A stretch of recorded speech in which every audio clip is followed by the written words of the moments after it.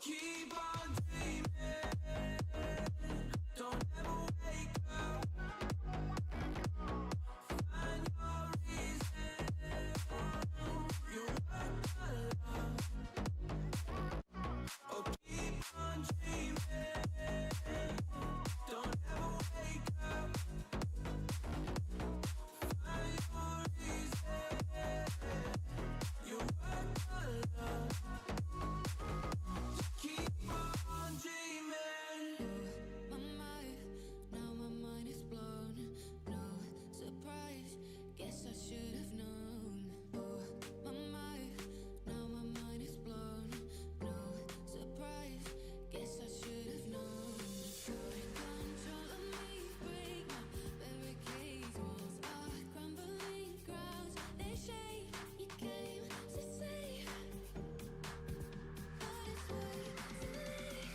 Every single time you say I gave.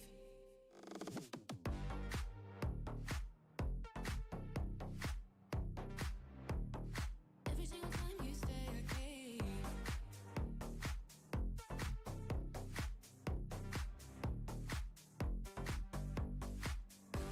My mind, now my mind is blown. No surprise, guess I should have known.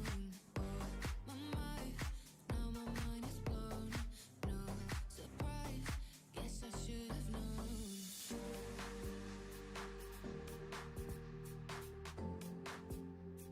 Guess I should have known.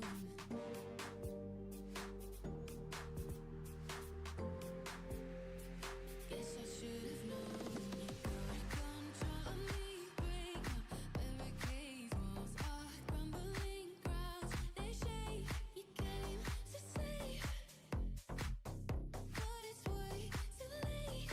Every single time you say I gave.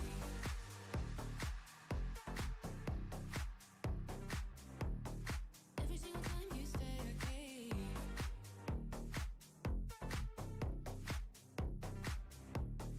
Every single time you say I gave.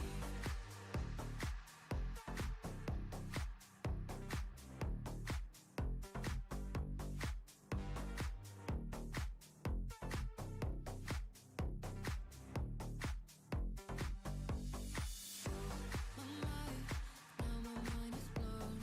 No surprise, guess I should have known. Oh, my mind, now my mind is blown. No surprise, guess I should have known. Let's talk about love. Tell me what do you like? Tell me where do you want to see me naked? Let's talk about love. Tell me what do you like? Tell me where do you want to see me naked? Let's talk about love. Tell me what do you like? Tell me where do you want to see me naked? Let's talk about love. Tell me what do you like? Tell me where do you want to see me naked? La la la la love. La la la la love. La la la la love. Let's talk about la la la la love. My name in your head, you gon' remember this night. Hear me when I say you're doing everything right. Trust me, I'm with you tonight. We dance with the moon. Come through right now. I hope that I'll see you soon.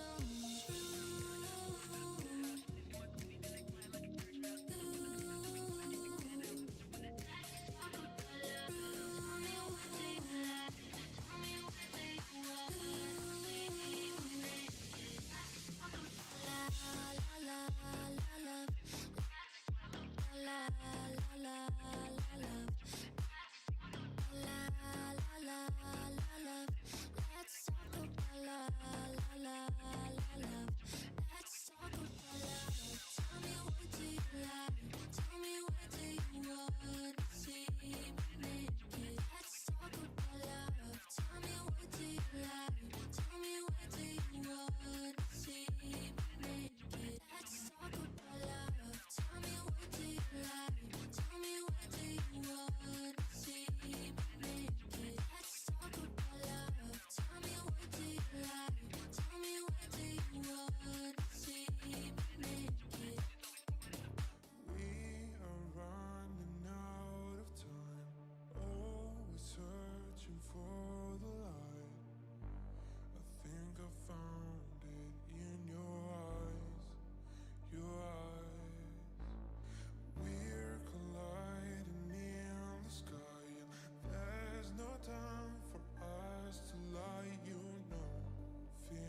are getting serious, serious. I want to write to your love again. We won't make it right through the end. Cause you are running away from me, running away. I want to write to your love again. I'm exhausted, I'm on the edge. Cause you are running away from me, running away. I want to write to your love again. We won't make it right through the end. Cause you are running away from me, running away. I want to write to your love again. I'm exhausted, I'm on the edge. Cause you are running away from me, running away. Never thought that I'd desire you, and it feels so hard. Well, you know, here we go once more, once more. And my head starts to fight every time I look in your eyes. We're mixing the good and the bad, good and the bad, bad. I want to write to your love again. We won't make it right through the end. Cause you are running away from me, running away. I want to write to your love again. I'm exhausted, I'm on the edge. Cause you are running away from me, running away. I want to write to your love again. We won't make it right through the end. Cause you are running away from me, running away. I want to write to your love again. I'm exhausted, I'm on the edge. Cause you are running away from me, running away.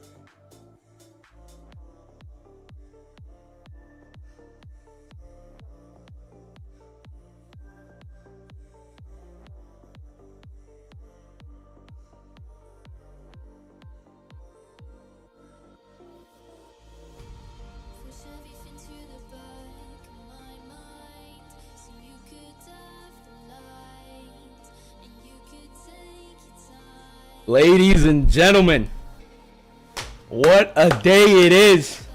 What a time it is to be here with y'all for the greatest event of all time. Ladies and gentlemen, it's game day. It's come on. Let's get hype.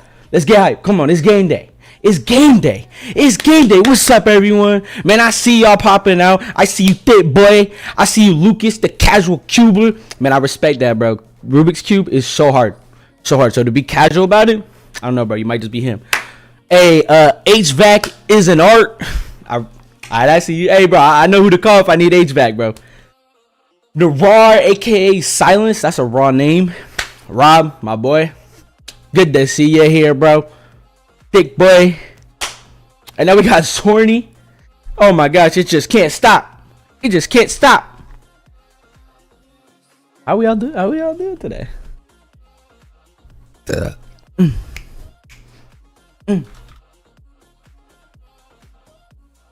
I got me some Starbucks, bro. Pink drink. I went with no ice because usually it's so hard to get the strawberries with it. But yeah, I've been seeing a lot of bananas in the chat. What y'all trying to say, bro? What y'all trying to say? Hey, man, I ain't trying to insinuate nothing. What are y'all trying to say? What are you trying to say right now? Pinkity drinkity, bro. The greatest thing of all time. All right. Well, let's get going. Let's get started. It's happy. It's a happy day. It's happy to see y'all here. We're living life. We're living lavishly. You know what I'm saying? Let's go back to the startup real quick so we can go over the schedule. Match 1, our champ division, Bloom's Ball Chasers versus Big Bang Ballers. An exciting match to start us off for the day. Then, right after that, Banana Ballers versus You Can't Out Pizza the Hut. You know my boy, man. Y Comp. You know, that we're the only ones with the cool abbreviation. Anyway, match 3 is going to be the GC division with Caster Kurtz versus SeaWorld. And then the closer for the day, Fuzzballs versus F Nose. Ladies and gentlemen, we got ourselves a great time here. Before anything, too, let's go on to the league rankings. See what we got going on here. Right now, sitting at the top, we got Big Bang Ballers with 48 team points with a very nice series record, only dropping 4 series so far into week 6. Bloom's Ball Chasers sitting at 42 points in second place. They could be a little shaken up there at the top, so keep an eye out for that. Then you got Caster's Curse performing really well for that third spot. They're sitting above Pizza the Hut with 9 points above them with 36 points total. And then, of course, my boys, You Can't Out Pizza the Hut with 27. You know, had a little shaky start, but, you know, we're going to get out there. And then Banana Ballers real close. So a lot of these games today are going to decide the final standings between these seeds. Then you got F Nose sitting at a close position to Banana Ballers with 23 points. And then SeaWorld and Fuzzballs rounding us out with 19 and 15. Now, this is only updated from the 6th, which was 4 days ago. So if there's any matches in between, we didn't account for those. But yes. How are we doing today, though? Are we sitting nice?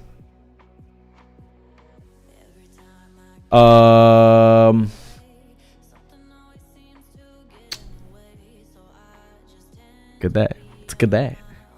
Seems like the Diamond division is going first or something. I don't know what's going on. Give me a second here, guys. Some shakeups happening. Anyways, while we're doing this, put in the chat your top 3 favorite foods to eat at night.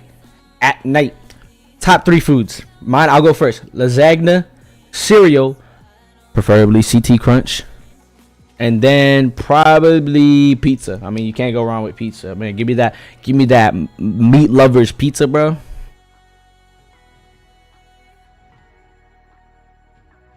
I love when my camera goes out of focus.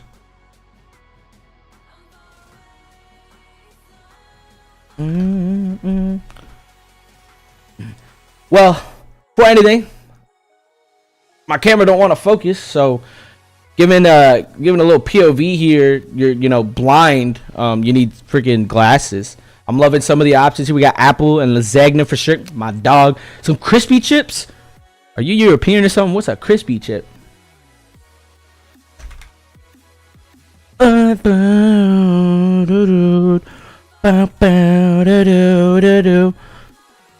man, yo, Darty picked out these music, bro. That's a bop. I can't lie, it's a bop. Where am I? Who am I? Here we go. There we go. Give me a second here, fellas. Ladies and gents and ladies. And we're going to be sitting by ourselves a little bit. You know, we did have potential cool nerd coming in. Why won't my camera focus? I gotta do like the beauty things. We're like, hey, what's up, y'all? How you doing? So, yeah, we're going to be chilling here. You know what I'm saying? I mean, you're going to be getting started with the champ division in a second here. Got to do some movement here. You know, I'm by myself, so gotta work a little hard. Is it the light? Is that what it is? That's why my boy Shintox the GOAT, man. That's why he the GOAT. What should I do? I mean, I can't close that much more. Looks like we just adapting with it. All right.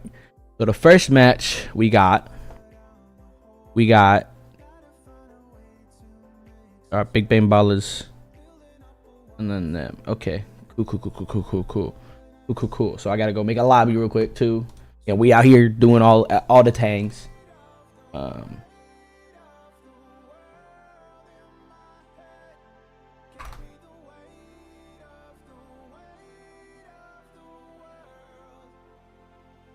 This is fun. This is fun.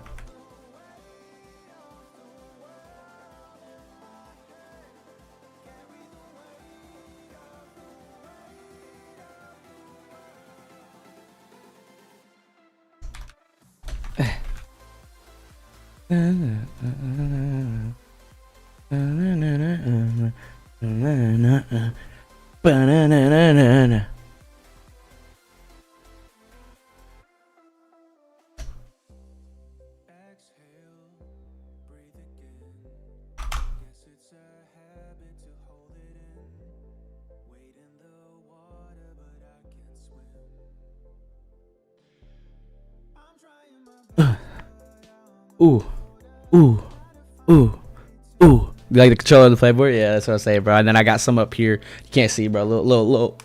My favorite one right here, the Spider-Man exclusive controller. Spider-Man exclusive controller. We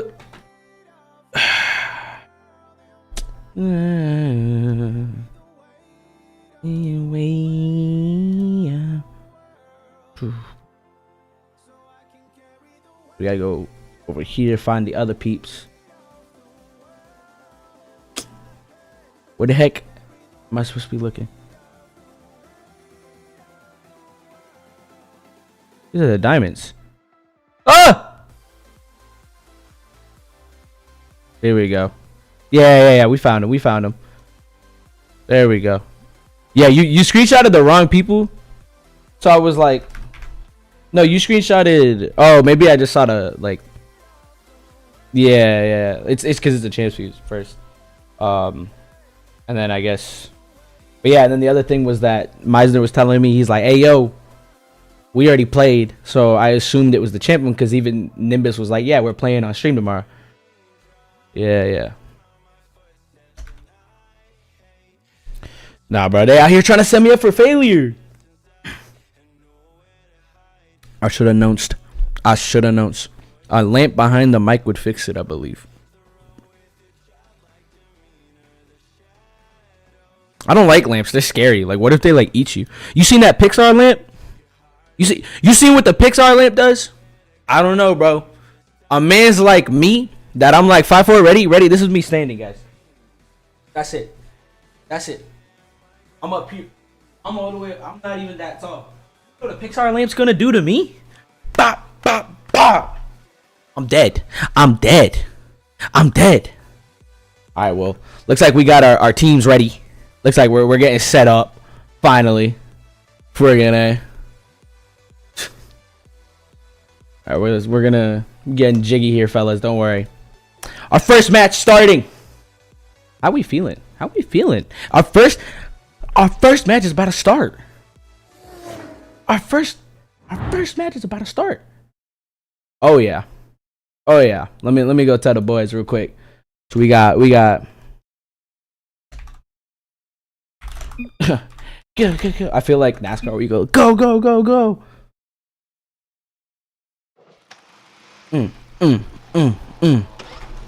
Oh yeah.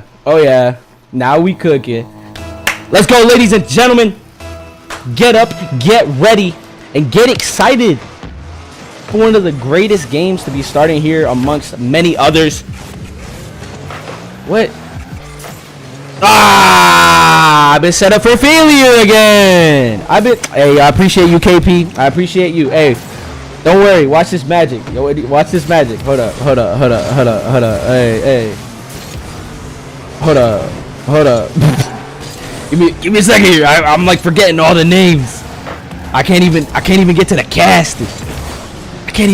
casting. Gotta go down and I'm rapping. What? Yeah, I'm rapping to distract them. Hey, I forgot what their team name was.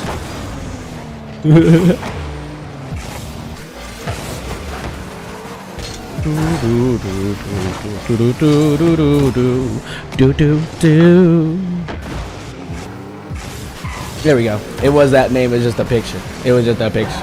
Streaming live from the ghetto. Dead Bunny. What was that? Anyways, Fishik starting us off nice and well here with a goal. A minute in just about. What a play there from Cephalon to get it across the backboard into Fishik's hand there. Oh, beautiful play. I don't like the goal explosion though. Everyone knows how I feel about that right now. That's just a red turd. Anyways, some fun facts here right now. So we're looking at Bloom's Ball Chaser. Let me give you guys a nice introduction. You got Shintox, Savage, and Shackhouse. Shintox rocking a little bit of an unconventional car, you know, Fennec and Octane Supremacy with some occasional dominances. And then you see him whipping out this car. Still don't know what it is. And then on the orange side, you've got Seth, aka Cephalon, Couch Captain, the GOAT, man. You know, he out here working all the shifts in the world, and he's still grinding. And then Fishix, of course, my favorite Smurf in the league, besides, you know, Nimbus, I guess I gotta say that because he's on my team or whatever. But here we are, 3:30 down on the clock, or left on the clock, sorry. And we're starting off with some good pressure from Big Bang Ballers onto the blue side here. It's looking nice, it's looking comfortable. We're getting situated very well here for them. They're abusing this backboard. Oh, a little bit of a double flake, a dummy play even at that. But it's flying high, no shot out of that. Getting a little bit of quick chat there. Nice demo. They're sitting comfortable. Here we go. There's a little bit of a counter attack. Getting ready into the play. Oh, it's flying high. It's a little bit awkward. Ooh, they try to get that shot in, but Shackhouse just a little bit less of boost there. But Shintox trying to beat it in. Cephalon, though, he's got the ones play, so you know he's able to pre-flip into those shots. A great mechanical play. Some people may not understand that, but that was really well done by Cephalon to be able to block that shot there. Ooh, and there's Savage trying to get a save of his own, making it better and less awkward for Shintox. Ooh, I like this play here, and you see that already. Fishix noticing and immediately going for the shot. Oh no, Savage. He should have stayed on the backboard there, and Fishix knew that. He was able to punish very well there. Good placement and a good pass there from Cephalon. Again, this 1-2 punch with the support of Couch Captain. I mean, he really does have to be sitting on the couch right now. Nothing occurring too bad. Now halfway of the game done. Still, you have to imagine that blue team could score. They've shown lights of pressure, shown lights of being able to perform. Oh, a little bit of a double placement there. No double commit, though, luckily. Looks like their comms are looking very well. Shackhouse out of potential for the shot. Savage is going to be able to get it around. Oh, Fishix with a good cut. It's coming out wide. Captain getting demoed. So now there's no one in that back post. They're going to have to pay attention here. Shintox could have possibly placed that. He's going to look for the bump. Shackhouse again. Oh, my gosh. This defense is looking great, but the offense is greater. Oh, and another turd explosion from the other side, guys. It's just because you hit GC doesn't mean you should rock that explosion. Please.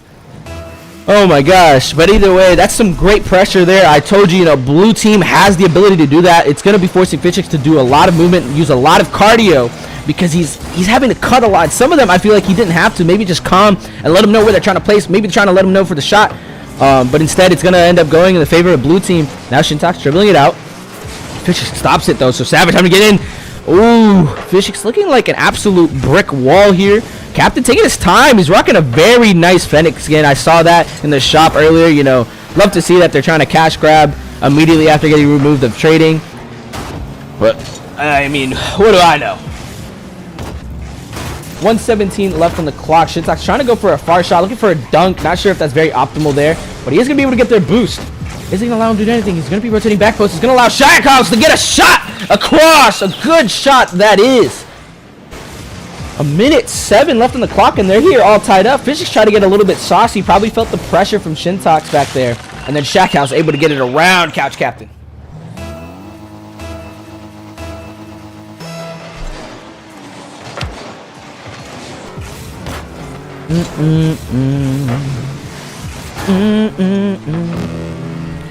Minute left on the clock now. They're going to have to look to keep this momentum up. I mean, it is in favor of blue right now. That's 2 straight goals unanswered for a minute 30, I believe, of just straight pressure. It looks like they're getting better on these cuts. Some of them's putting them in awkward positions, but you'd rather that than get to, you know, get scored on there. And Savage clearing it out wide, so it's going to be against Captain. A good 50 from him there. He's going to be able to come off the wall. Shackhouse, you'd love to see this 1-2 punches coming across and being able to be mobile.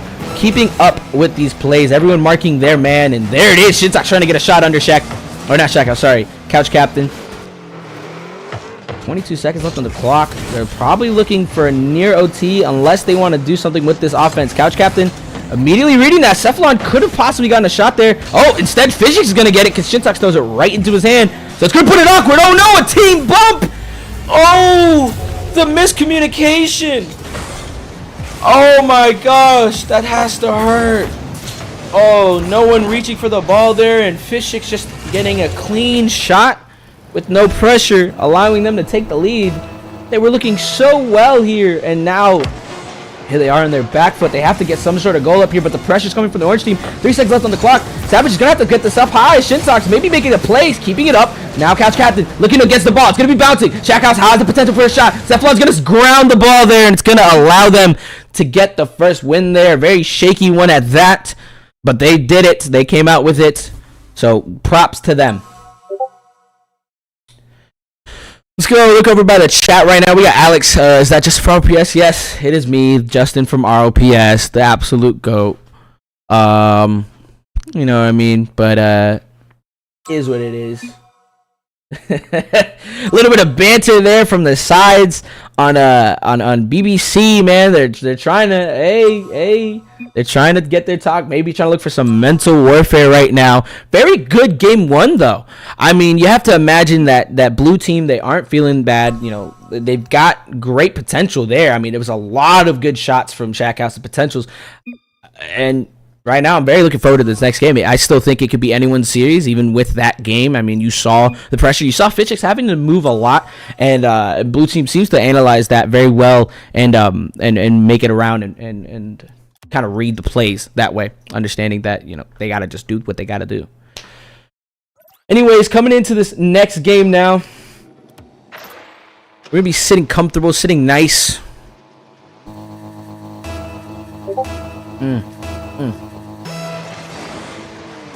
Oh my god, this is so nice. This is so nice. I mean, I'm drinking my strawberry thing. Anyways, to the game. 4:50 on the clock. And you're already seeing this immediate pressure from the blue side. Ooh, but it's immediately thwarted by Cephalon. And a big counterattack at that. Oh my gosh, the connection between Ceph and Captain. What a play there. I mean, Shintox trying to block any angle, and Cephalon understood that, going across, and there's Captain on the out route. Oh my gosh, it's looking like Tom Brady to Randy Moss, except he's throwing the ball away to score a touchdown, and that he gets. Ooh, they're losing the insufficient hand, but Shackhouse was staying across it the whole time. Now he's looking for the pass out. Captain reading all the way through now.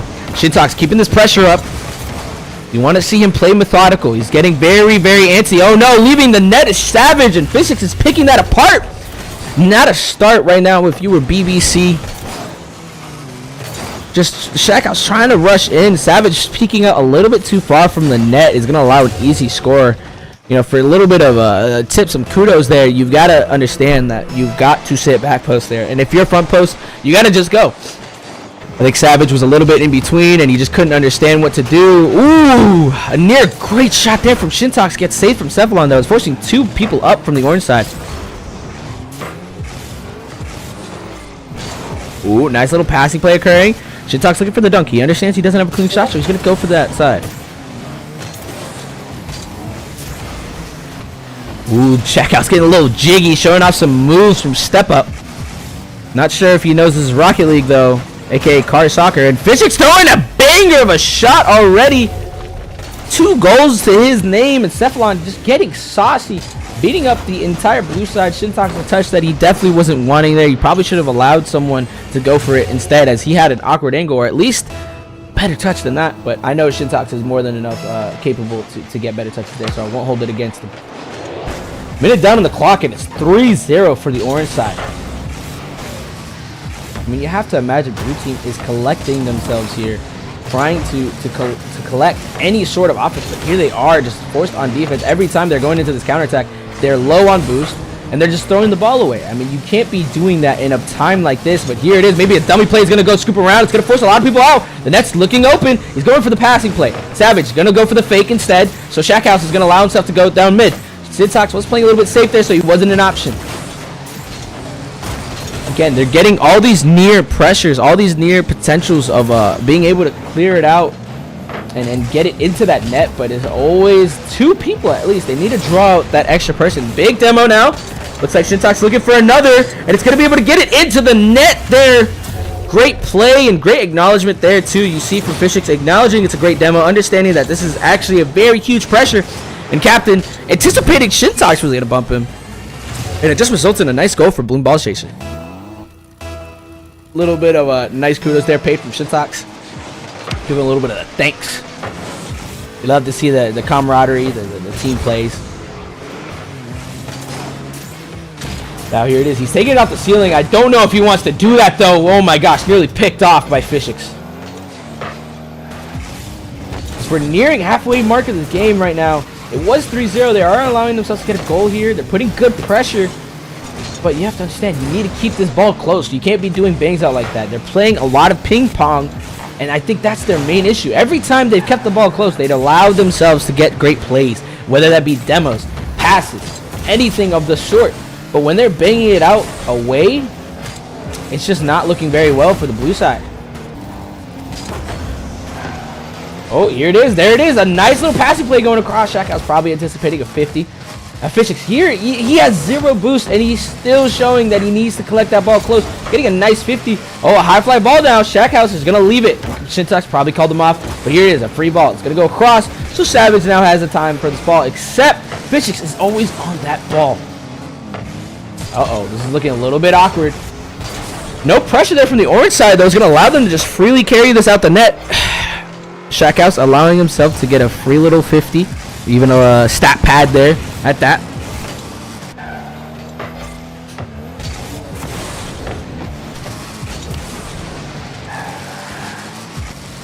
Now minute 30 left in the clock. Shackhouse is going to show he's got a little bit of aerial prowess, but he's going to be taking it across mid. Shintox reading all the way through. Don't know if he needed to jump there. It's going to make him awkward. It's going to allow Fishix to get a little bit of his own. Here he is, coming across. Shackhouse getting a big clear around 2 orange. Couch Captain being a good third man, keeping the play in. Oh, almost got it in there, but Shintox reading it through. Captain right now is looking really great in the second game. You know, even though Fishix has 2 goals, it feels like the plays from Captain has helped orchestrate a lot of this offense. You know, he isn't mainly up there, but he's doing great on the counterattacks, which I feel like blue team has as a whole. I mean, here it is. Shintox playing it close. That's a really good play. This is looking a little bit reminiscent of last time. Now he's getting that demo. Oh, a big bump there from Captain, though. It's going to prevent any sort of shots. Now here it is. Oh, a little bit of a play. Not sure if he wanted to put his nuts into that play. Could have just gone straight. Probably would have been a goal. Ooh, a little bit of a, collab there happening between Shintox and Shackhouse. Not sure if that's what they wanted, though. 30 seconds left on the clock. They need a goal now if they want any sort of life, any sort of chance to secure this game. Here it is, potential shot. Fishix having to do a backflip save there. You know they're feeling awkward now. Shintox wanting to go for an air dribble, it almost looked like, but he had a little bit of a mistouch. And now with short time coming down, they don't want to be on their back foot, and here they are. So Savage is getting a lot of pressure, and it's allowing Fishix to just pick it off all the way through. Oh, we're going to look over right now. Silence, a.k.a. Nera, saying Couch Captain should get some titanium white Astro CSX wheels. The car would be perfect. You know what? I'll pass that message along. You know, you got to get him dripped out. He's playing great. You got to love the performance from him in this game. And it's going to be game 2, 2 Big Bang Ballers. Right now they're just keeping the ball up, just playing some nice, hot potatoes. So whoever's the last one to touch it is the coolest. Let's see what they do now that they know that. All right, so far it's Fishix. Shackhouse is wanting to be the cool guy now. He's going to be able to get this play out, but Cephalon couldn't reach, and now Shackhouse is the coolest in the play. Good game there all around from all those players. Cephalon with great passes as always. Fishix with the hat trick of himself, and Couch Captain with really great third man position. You know, it's not unnoticed. You have to love the play from him. You have to understand that it's not an easy task, especially in this kind of style of play where everyone's trying to bang the ball out. But you can't hate it. You love the players. And then looking over the blue side, they have to be thinking, what could I do better right now? What is the next best thing to do? Because they were getting a lot of those goals started in that first minute. And then as they were heating up, they held it down. They got a goal. They ended up getting scored on at the very end. A lot of pressure was coming in. But, I have to imagine that they're looking for good play here. And that maybe they're going to draw some stuff up. Anytime Shintox was up and playing lineman position, lead blocker, they were able to get a lot of pressure there. So maybe they're going to try to utilize him as that key piece, get a 50, and go into that demo. But, you know, these are all just hypotheticals, and we'll just have to imagine that they understand what they have to do.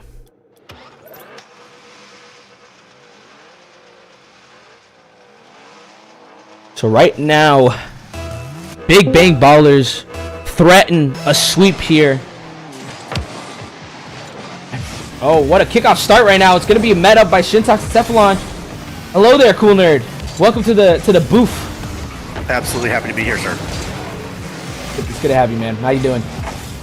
Oh, man, it has been a good Sunday morning, huh? It looks like it's going well for you. How's your Starbucks? Man, this shit is banging, bro. I ain't going to lie.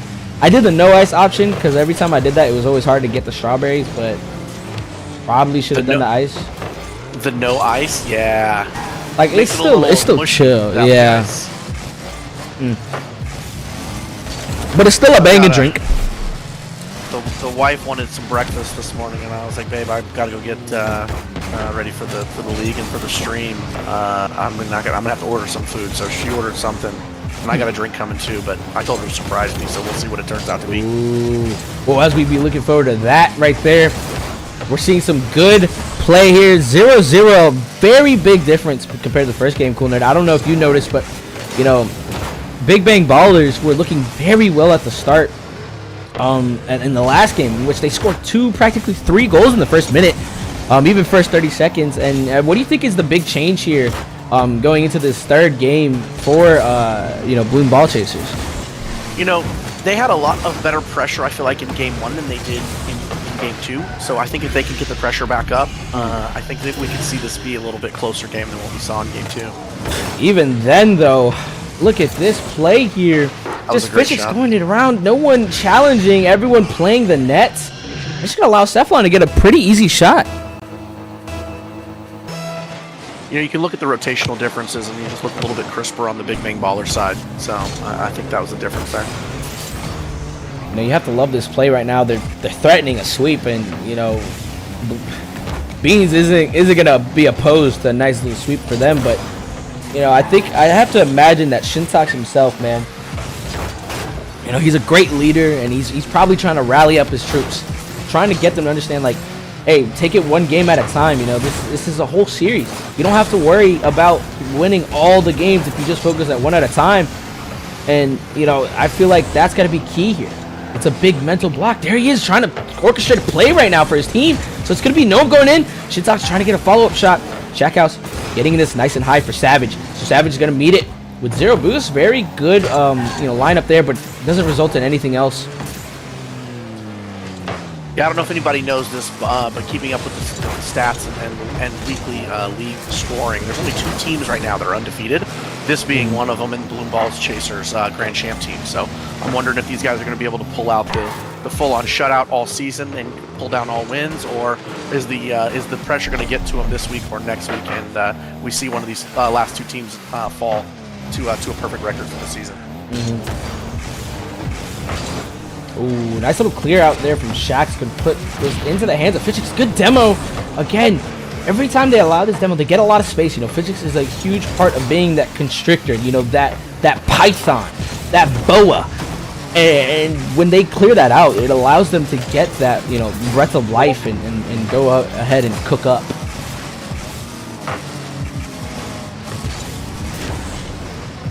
Minute 47 now. It is only 1-0. There's still potential here for a goal. Here it is coming out mid. Shackhouse looking for a shot. Maybe he should have kept it a little bit close. Cephalon was reading it all the way through. But good pressure. Again, Shintox trying to lead this charge. But Physics is always there to follow up. This is a battle right now. They have the 1 goal. They're looking for a pinch there maybe. Looks practically calm, but I can't really say confidently. You know, I think the other thing that I've noticed a lot more passing plays on the Big Bang Baller side. Oh, hang on. We just saw Fishes do some wall dashes. They were pretty clean. I can't lie. Sorry there, cool nerd. Just anytime I see wall dashes, I gotta acknowledge them. Ooh, and a bully goal there from Cephalon. Couch Captain coming here for a nice little touch and just shoving it straight through. Uh-oh. Lost Shack, I think, disconnected. Oh, that's unlucky. Well, by according to the rules, Coonerd, I believe that they just have to play correct. I mean, oh, it looks like he's there. He will join back though, hopefully. Yeah, it looks like he was there. Give a little bit check on the ping there, making sure everything's well around.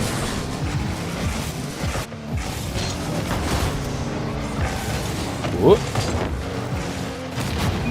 Woo, another demo there, but is it in just vain right now? They have to score a goal here. It's only a 2-0 deficit. They have a potential for a shot here. They're trying to place it. Shack House not anticipating the touch there. It looks like a counterattack. It's going to be a little bit whipped off, but I don't think they mind right now. They're sitting up 2-0. It's a very comfortable part, but here it is. Maybe a potential shot from Savage, and now there's breath of life there for blue team. Blues Ball Chasers has an opportunity to prevent this sweep and to keep themselves alive. Really like to see this go to a fourth game. I'd have to imagine they're getting a little bit of breath of life there. They're looking for this play here. No kickoff strap. But Cephalon's reading all the way through. He's going to look to Fishix. Fishix is already up there. They've got to get this save. Good save there from Shack House. 10 seconds left on the clock. They need to get some sort of offense right now if they want any sort of hope to keep their dreams alive right now. Ooh, nice little high fly ball there, but not in favor of blue team.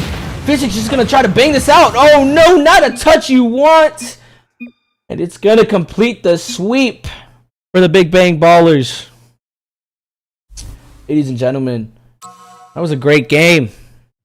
But it looks like completely right now, Big Bang Ballers champion team just undefeated throughout the season. For those who may not know, they already played against a future opponent because they wanted to be at their 100% and, you know, pay respect to that. Pay homage, and yeah, I mean, what a play! What a play! There they are, finishing the regular season undefeated. Big Bang Ballers, man, they're just unstoppable.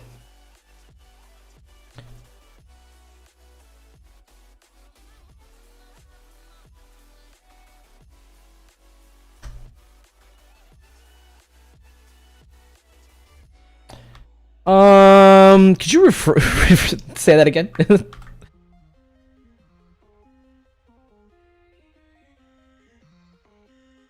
Oh, yes.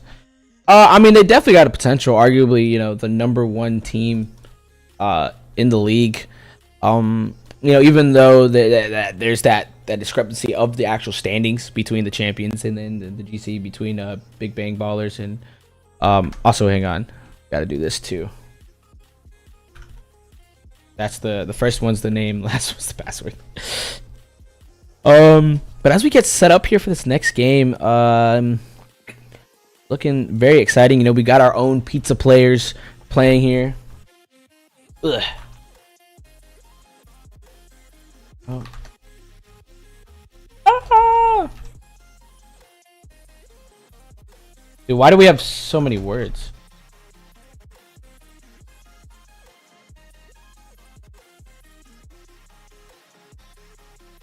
Yep, I mean, they definitely can do it. They've got the potential. It's only a matter of time, you know, before they get to grow out their wings after everything. This is such a thing here, bro. Like, I'm out here trying to do all this stuff, man, and my dog just won't stop geeking. He's so cute, but he won't stop geeking. Oh my god. What's up, Skep? We can't hear anyone. Oh yeah, let me turn this on. That's why you couldn't hear them. My bad. I love for wall dashes. I mean, you know, I'm arguably probably one of the best wall dashes in the league, if not the best. I mean, come on. Yeah, Robert, there is one more week, but this team already played their week 7 game early, so the Big Bang Ballers champ team has swept this season, so they won all 7 of their matches. Man, Darty picked his music, bro. It's a bop. Oh, you feel that? You feel that? I don't think you feel that.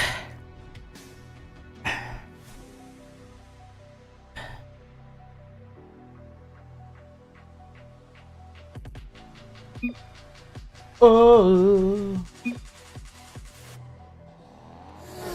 Well, as we get ready for this next game, another champion division game here with some really great competition. I'm expecting some high-flying shots, some great skill, great passes. I mean, there's a lot of Europeans in here, so you know the Europeans love their passes.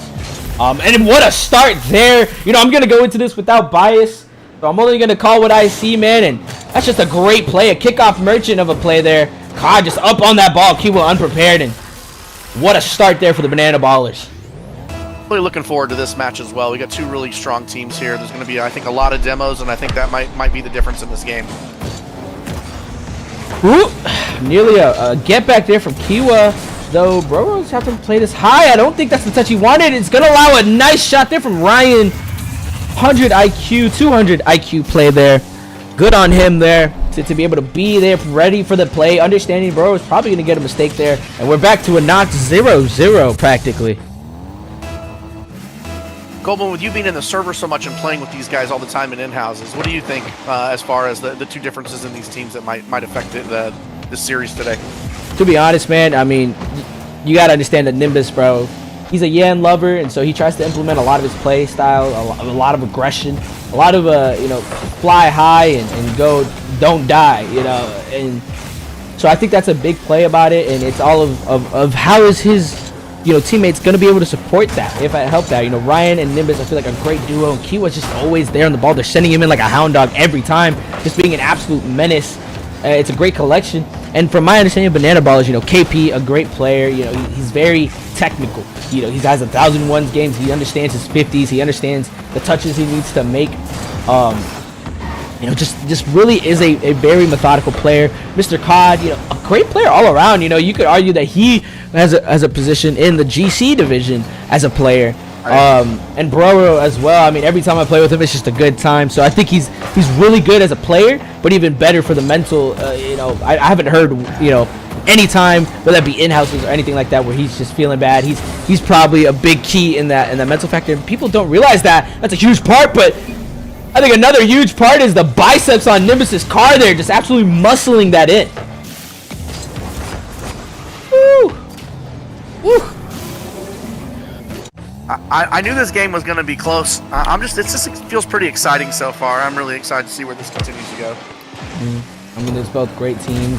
You know, there it is. A lot of aerial plays coming in from this side.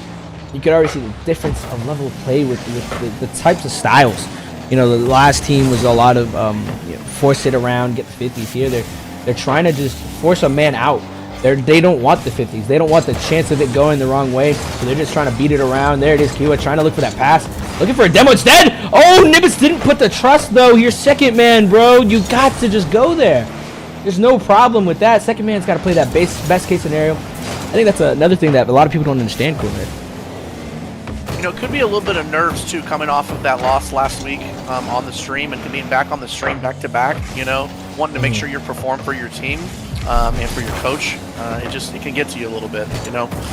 You played on the stream and I played on the stream, and I can say it's definitely a different game when you know that there's other people watching versus just the normal coach or coaches that are watching your team. Yep, definitely. I mean, let's just hope that they can clear that out now as we enter halfway mark of this game. Ryan's going to get some nice 50s out, but again, you see a near missed touch off that 50. Like I said, they're not trying to get a lot of these touches. It's going to get very crazy. These EU players, KP, he's got that once, but that's just a very nice play there. It's simple, but you can see the lights of it. And then here it is, Nimbus off the wall, and probably not the touch he wants. He's going to be trying to get this out for his teammates. KP playing nice and methodical there again.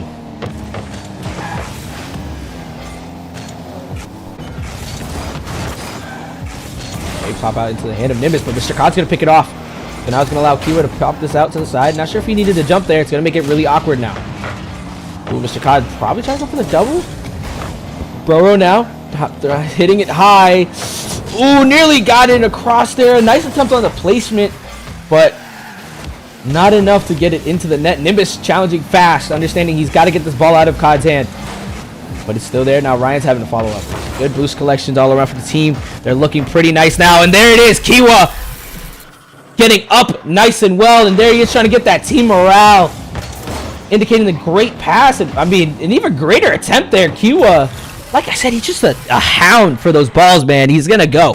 He's going to go.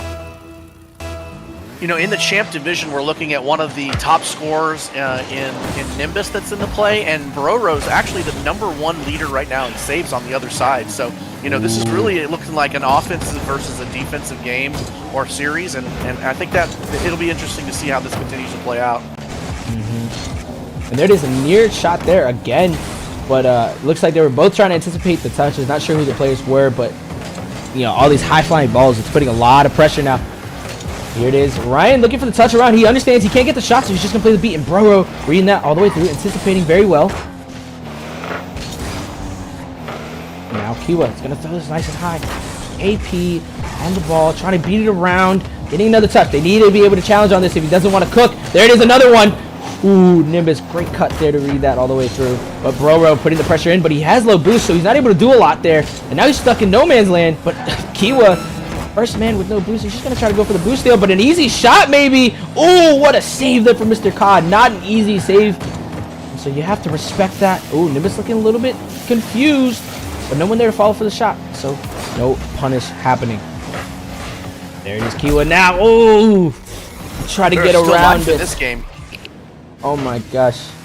There it is. There's still some potential for the Banana Ballers. Could have got it there. But a little bit of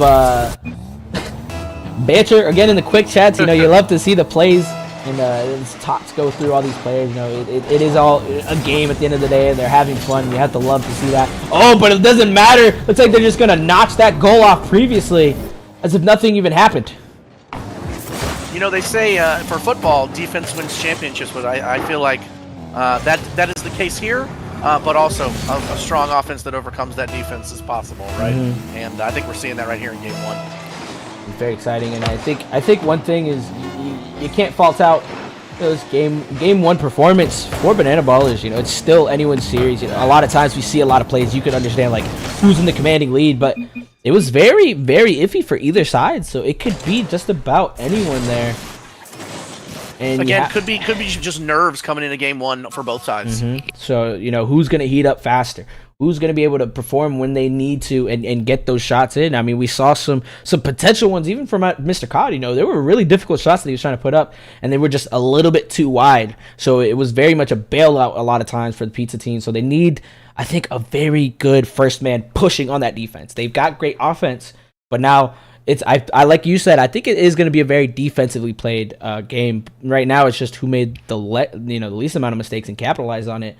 This next game, it's going to be interesting. I'm looking at the superlatives again, and I see the #2 leader in saves for the league right now. It would be none other than you.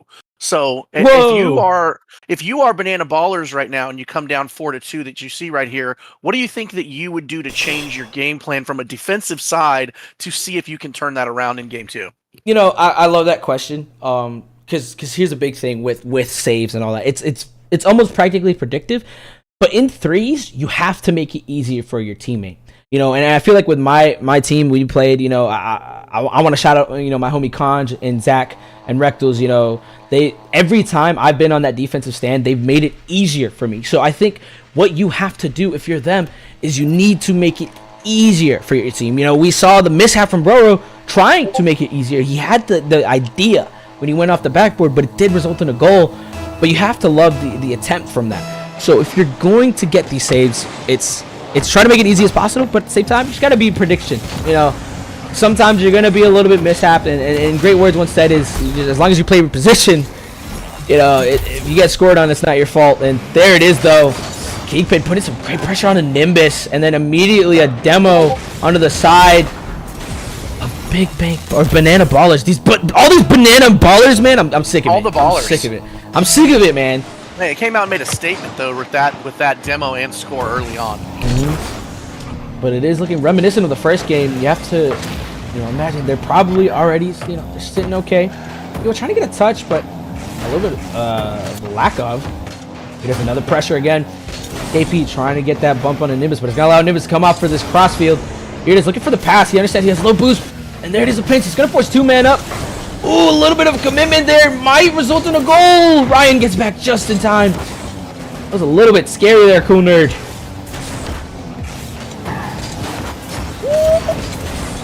big pressures again. Ryan with the save, but it goes around. I almost think, was that a dunk? I have to look at this again. I don't know if I would consider that a dunk. No. I think it was a block. Yeah, it was a block. Yeah. I had to look at that again if you got that second touch or not. What's a really good block, regardless? You know, I mean, he's got it in his name. He has that ability to perform that way. But he's also got some time to float here. Kiwa looking for the pass. Kingpin picking it off. He's going to leave Nimbus by himself. Ryan rotating what would have been off ball, but now it is ball side, and it's going to be punished heavily. 3-0 in a minute, like, down on the clock. I mean, Pizza's got to collect themselves here. So momentum is definitely a thing, and running up 3-0 with only 1 minute down. You know, obviously we know that the teams here in the Champs Division are not going to necessarily get overly excited with only 1 minute down, 4 minutes left. But still, going down 3-0 within the first minute can sometimes get you a little bit on the mental side, right? I think people underestimate that mental, aspect of the game too. I was bringing up Broro a lot on that aspect. It's because I feel like, you could be down at these points, but if you collect yourself, it doesn't even matter. But it looks like on the opposite side of that, when you have it up, you get a lot more confidence. And Broro, man, I mean, you don't see him doing this a lot. Coming in fast, understanding his team's back, and he just goes for the quick shot. I mean, what can he lose? He's just going in, and 3:30 left on the clock, and it's 4-0. I don't know, man. Just like you were saying when I was asking you what was needed from the baller side in order to turn this around, I think we're actually seeing the opposite of that on the Pizza side. They haven't really been able to get the ball out of their half of the goal or their half of the field once it's gotten over to that side. And I think that's a big difference, like you said. Making it easy for your teammates to get the ball and move it out is proving to show that might need to be what they need to implement in order to turn this around. I think a big thing too is that I've seen this play a lot from Kingpin. It could be a little bit annoying to deal with, but he's going for a lot of demos. And for every pro there's the con, and right now it looks like they're not getting punished on that con. When they're forcing themselves out for these demos just like that, that means a man's out of position, but they're not able to get out of the way to be able to avoid these demos. So Kingpin's just reigning free like Kingpin from Spider-Man. I mean, he's just doing what he wants right now, and he's not getting punished. Again, looking at the stat sheet here, Kingpin is at the top in total number of demos. He's got 48 going into this game, which is insane. He's like 12 above the next person behind him in demos. Oh no. Just an unlucky miss from Kiwa, and Nimbus probably anticipating the touch from him, but ends up just going past him as well. And you have to imagine it's just chopped up here. I mean, if they scored 5 goals in a half, you have to imagine that you have to go into the game saying, I can do that too, but it's just so commanding right now. They're not adapting to these demos. They're not avoiding a lot of them. Yeah, Mr. Cod also a leader in demos, so we're talking about 2 people on one side of the ball that really are putting some pressure. Ooh, here it is now. Kiwa's going to be able to get this ball out. Not going to be go down for a big 50. But Ryan having to get under it. He's calling it off right now. Nimbus is trying to follow it in, but it ends up just being a counterattack of themselves. Kingpin unable to reach, low boost, but it forces Kiwa out. So now it's going to be up to Ryan to get this touch. Nimbus flying up high, but Cod's faster. He's going to be reaching to the ball. Ryan to relieve any pressure they just experienced right now, but it's the minute 30. They need a goal right now, if anything. And there it is. I'm calling it out. But Mr. Cod, a big save there. You see, he's playing that prediction, but it doesn't matter as Nimbus follows. Right here's the sign of life. Bro, you see what I mean? Like, as a defensive man, you have to anticipate where that's going. You have to play that goal line. The moment he stepped out was the moment he gave that goal up. But you have to imagine they're not really dwelling on it too much. They're still up by 4 goals with a minute 20 left. And they're just Kingpin just going up big bumps right now. So Nimbus is having to cut through. There is going to be an open back line, though. Like I said, there's the cons, but they're not able to punish. Ryan couldn't get the scoop down. Oh, no. But Nimbus is going quick there. Kiwa cutting through. Kiwa's going to be last now. Kingpin's having to get this demo onto Nimbus, so it's going to be a one-on-one. His favorite kind of style right now. He's just going for the air dribble bump. Ryan's coming in quick. A minute left on the clock. Mr. Cod keeping this ball close, trying to look for a 50. Kiwa's playing it smart, but instead he's actually just whiffing. Oh no, it's leaving Nimbus all alone, and they're playing Pepper onto this backboard. They're not looking for the shots, they're just looking to dwindle this boost down, and it's very well. I mean, if you look onto the blue side, they're very low compared to the orange. They need to be able to capture themselves, collect themselves here. There it is, a big boost coming out in favor of blue for Nimbus. It doesn't even matter right now. Every single time they have an opportunity to go. I mean, Cool Nerd, this is such a small, subtle thing that they're not realizing is happening. They just can't get any offense. This game is probably out of reach at this point, and this is where, as you know, if I'm sitting on the other side of the ball, I'm trying to calm my nerves. You know, I saw a bunch of plays here where there was either just very slight misses or some rushing of the play because trying to catch back up. I think this is where Pizza just has to take a step back. You know that this one is probably out of reach. Help yourself calm down and try to get prepared for the next game. But going into a 1-to-1 game, like I said, I'm really liking this matchup so far. Well, it's 10 seconds left on the clock, and it's looking like it's going to be a game in for Banana Ballers.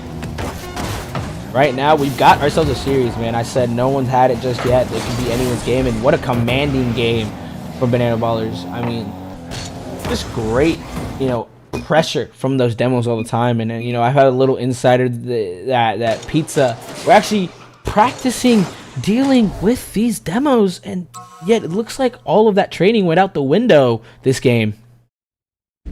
You know, I do know that last week the amount of demos that were inflicted affected their gameplay and for that reverse sweep that took place.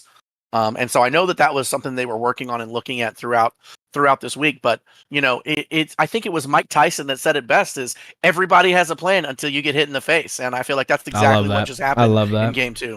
Mm-hmm.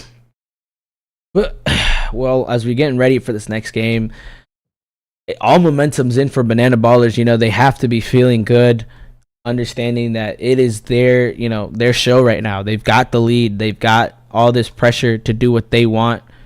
Oh! I'd be interesting to wonder. I'm looking down here. I don't know if the coaches are in there with these guys talking to them, but I'd be really interested to see what they're saying to them or messaging to them in the middle of this match on how they can get themselves, either the Pizza, how to turn themselves around from that start to this, and then same thing I think on the other side. The Banana Ballers had such a great game too. It's pretty much, you know, keep the pedal down here and don't let up, especially on the demo side, because I do feel like that really made a difference in that game. Definitely. A little bit of a type there from Kiwa.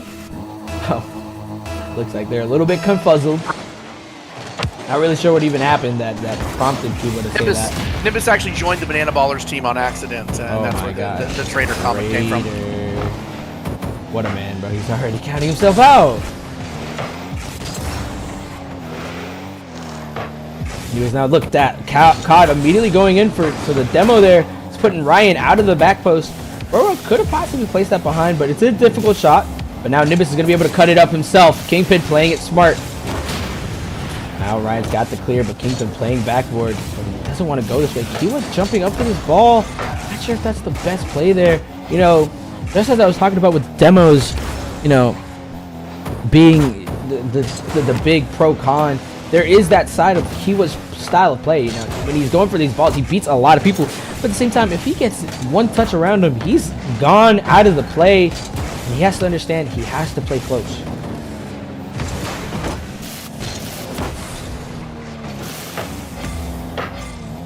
Minute down on the clock now. It's 0-0. They're liking this position a lot better. They're understanding how to collect themselves. Watch these demos. Just do slight things to avoid that. Ryan nearly getting dunked. Now KP having to get a key touch here. Goes for the boost, sorry. Allow him to get a follow-up touch, and now here he is looking for an option. Nimbus cutting it off immediately. Now dribbling it out. You know, they got to understand these balls have to be close-knit to their bodies, but there it is, nearly punished immediately from Burrow, flicking that high. You know, you think that the idea of doing that makes it easier for your team, but it actually just threatened a shot from Ryan, and you know, you don't want to give those freebies up. You know, right now on both sides of the ball, I'm seeing a lot of solo play. I think the first team that's able to get off a successful pass or two passes for a shot on the goal is probably going to be the one that scores. here it is right now. Again, just this back and forth play. Not seeing a lot of ping pong ball, which is a nice change of pace. No one truly banging it out hard away from themselves. Bro, understand, he's gotta pepper that backboard. Give any sort of threat. Mr. Cobb getting a second touch though. And a double commit on the side of Pizza. I have to look at this again to see whose fault it is. It's hard to blame anyone there. It's just a calm situation. Nimbus is sitting front post. You could argue right there that Nimbus needs to go backboard. You know, he's sitting front post. If he's not challenging, sit for that high. Let Ryan cover the low. But I think it's just one of those positional issues that occurred there. For all those that were anxiously waiting the answer earlier on what wife decided to surprise me with as far as my beverage of choice for the night, I got delivered a nice Belgian chocolate milk. Whoa. So without ice. Without ice. Well, we love that, man. Anyone who guessed it right, you win -$3. So be excited for that in your bank account. But as we get back to the game halfway and went from, you know, a 0-0 standing to 2-0 kind of point. Nice demo pressure there, but no one followed up. But the net is wide open, and an unlikely miss from Kingpin. He's gonna allow Kiwa to sneak this in. That was a good demo, timely placed, and you know, here's the thing. I think we've all had this happen where that demo happens right in front of you, and the cloud of smoke goes up, and you're just guessing, you're just hoping, right? Like, have you ever seen the movie Days of Thunder? You know, Tom Cruise is supposed to just blast right through that smoke and ends up getting into a car wreck. Same thing here. You just have to blast through and hope that the ball's there, and sometimes it's just not, and then you look silly, even though you thought you did what you were supposed to. Well, a little bit of a thing about that play too, you know, there wasn't a second man that close. The only reason they really scored that was that miss and the timing between them. They still could have just scored it traditionally, whether Kingpin hit it or not, if they had a man close, but you have to imagine their second man's getting a little bit too far from the play at times. Now here they are. This counterattack is going to allow themselves here. Ryan is looking for a bounce dribbling. Maybe instead he's going to just try to take a 50. It's going to go in favor of Kingpin, man. The one's menace. You don't want to just go head-to-head on that, especially with zero boost. It is now still like the methodical play there by Ryan, even though he didn't quite finish with the flick that I think he was looking for. Overall, I like the pace of the play there. Ooh, a little bit of a ceiling pinch there from COD. You know, he has the mechs in his hand. I think he was trying to look for a pass there, but he ends up just side throwing that into Kingpin's hands. Good. Kiwa left on his back foot right now. Has to make a touch on this ball. Has to understand that it was a miss. And it's going to end up being punished by Broro. Oh, no. I understand Kiwa's idea there. You know, he has to avoid the demo and forcefully get a touch there. But he doesn't get that. And it's going to end up being a goal in favor of Banana Ballers. Is a better play there to go up on the back wall then to prevent that? Or did he play it the way he needed to? Honestly, it's what he did. What he did was perfectly fine, but it's just an execution, you know, mechanical error. Because if anything, that was a better way because he would have had a collection, didn't use that much boost, would have prevented any further demo. And Kiwa's just looking out of whack right now. Banana Ballers look like they're running away with game 2 as well. I mean, what is this? 3 goals in the last minute and a half? Something like that, yeah. Just right now, man, I have to imagine Kiwa's got to collect himself, man, and get himself out of this rut. He's missing a lot of untraditional balls he wouldn't miss, and it's forcing a lot out of you know, the defense for there. You know, Ryan trying to get close to those balls, but he just couldn't. It's just a hair too close, and now Kiwa cutting through the rotation. It's looking a little bit shaky right now. I wonder, are the demos getting to the mental psych here? Definitely, I feel like Kiwa, you know, he's taking the brunt of it all. Both times he's been left as third man last, and with a ball flying the way it does to him, he should feel safe. But they put this pressure on with those demos that it just shakes them up a lot. I mean, I know that if I were that position, you have to collect yourself. You have to be calm. You have to breathe. Understand that it's okay if you get demoed. You know, there's people out there that they're out of position when they do that, but I don't think they understand that completely, and Banana Ball is just going to be able to and run away with this game in game 3, and now they're facing series point, match point. You we roll into this game, and I say, well, how do we turn around the defensive side for the Banana Ballers? And it felt very offensive and very aggressive, especially with all of the demos again here that we had in Game 3. So, okay, I'm going to switch it all around again and ask about the Pizza side. What does Pizza need to do here in this next game in order to force a Game 5? Communication. Communication is key, and mechanical execution. There's times where there's plays that are fine, but Kiwa, has been that third man, and he's got a great third man. I've seen him play well in that position, but it just ends up being, lack of touches or mistouches. And I think that's a huge brunt of what's going on the defensive side. And then, of course, the communication. There was, I think, 2 or 3 double commits and a lot of cutting when it wasn't necessary, So they definitely have to collect themselves there. And Banana Ballers just looking great, doing what they have to do. They haven't had to worry about defense because all they've been doing is offense. So we'll have to keep that in mind if is there any sort of life and light for Pizza's offense here. From the chat, anybody think we're going to see this go to a Game 5, or is this the end of it right here? See some predictions right now, because as a Pizza player, I'm trying to hope for the best, but may the best man win here.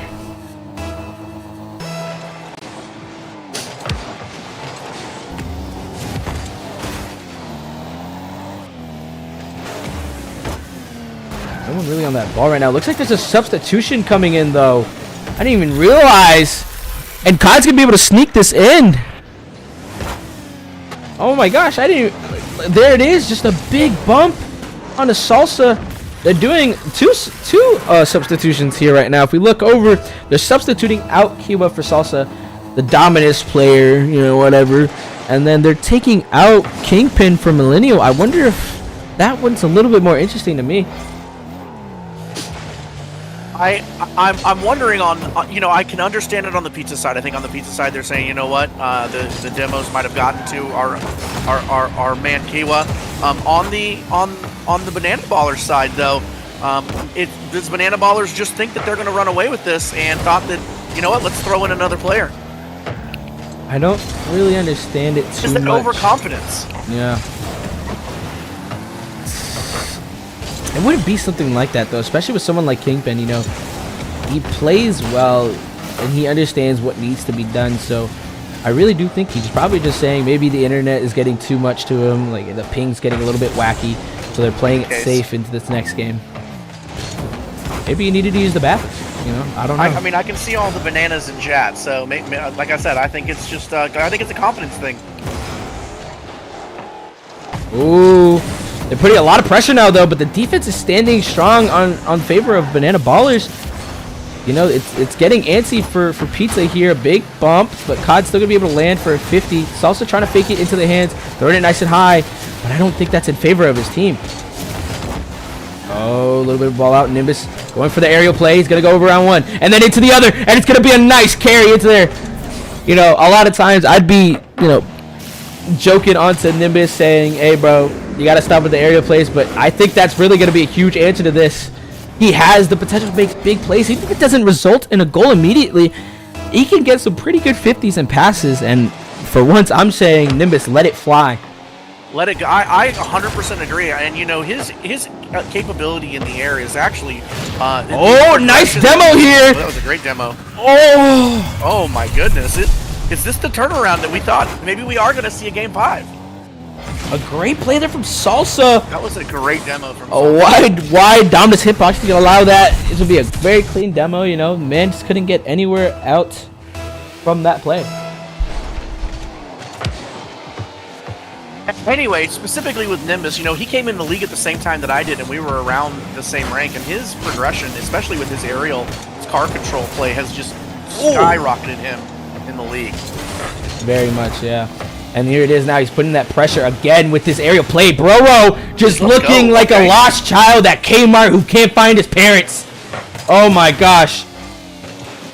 Nimbus just picking it off. Probably didn't anticipate a shot there. Bro, maybe just thought it was going to bounce out. Are we sensing a sandbag? Did Nimbus just wait, wanting to bait them in, and is now opening up the bag of tricks that he's been hiding? You also have to imagine, Salsa's playing great too. To come in substitution, possibly being a lot colder than a lot of his teammates here, and he's still pulling out great plays, great touches. And here it is again. Oh, there's a bump though on his own side. Good rotation from Ryan. You know, one thing that's a little bit oh, before I even elaborate on that, Millennial showing off his play there too. Oh, Salsa just getting up on that backboard. It's a good idea, but this is an exciting game 4.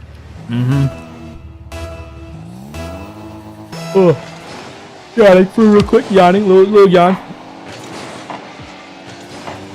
Yawning or yawning? I'm yawning. Oh, nice play here now. Nimbus should have probably baited him, but I think he noticed that Demo was coming in. Probably in favor of him though, because he gets back on the defense with some boost. Nimbus is standing stationary though.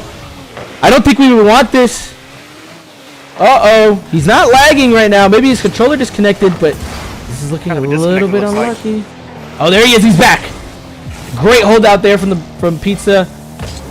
Be able to, you know, play around that in a 2v3.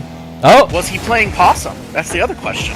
Definitely not. That was way too scary to be playing possum at a time like that. Oh, Salsa keeping it close. I was looking for the pass out. Couldn't get it, so now Nimbus is going to allow himself to play it here. Oh, a little bit of mistouch there. Or lack of. Ryan's able to follow up. Good third man. Now Salsa versus Broro. He gets the 50. Mr. Cod looking for the bump. Now Nimbus has a free ball. He's just going to shank it across.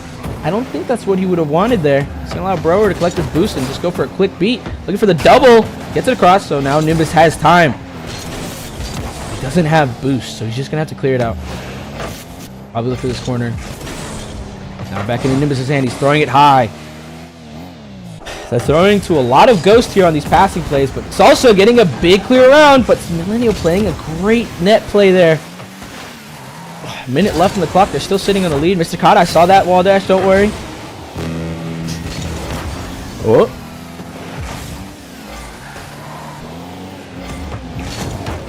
You know, the other thing that I think I've seen a lot of these games is Ryan has been a little, I feel like a little timid, and I usually see him, I feel like much more aggressive in his play. That could be a factor here also.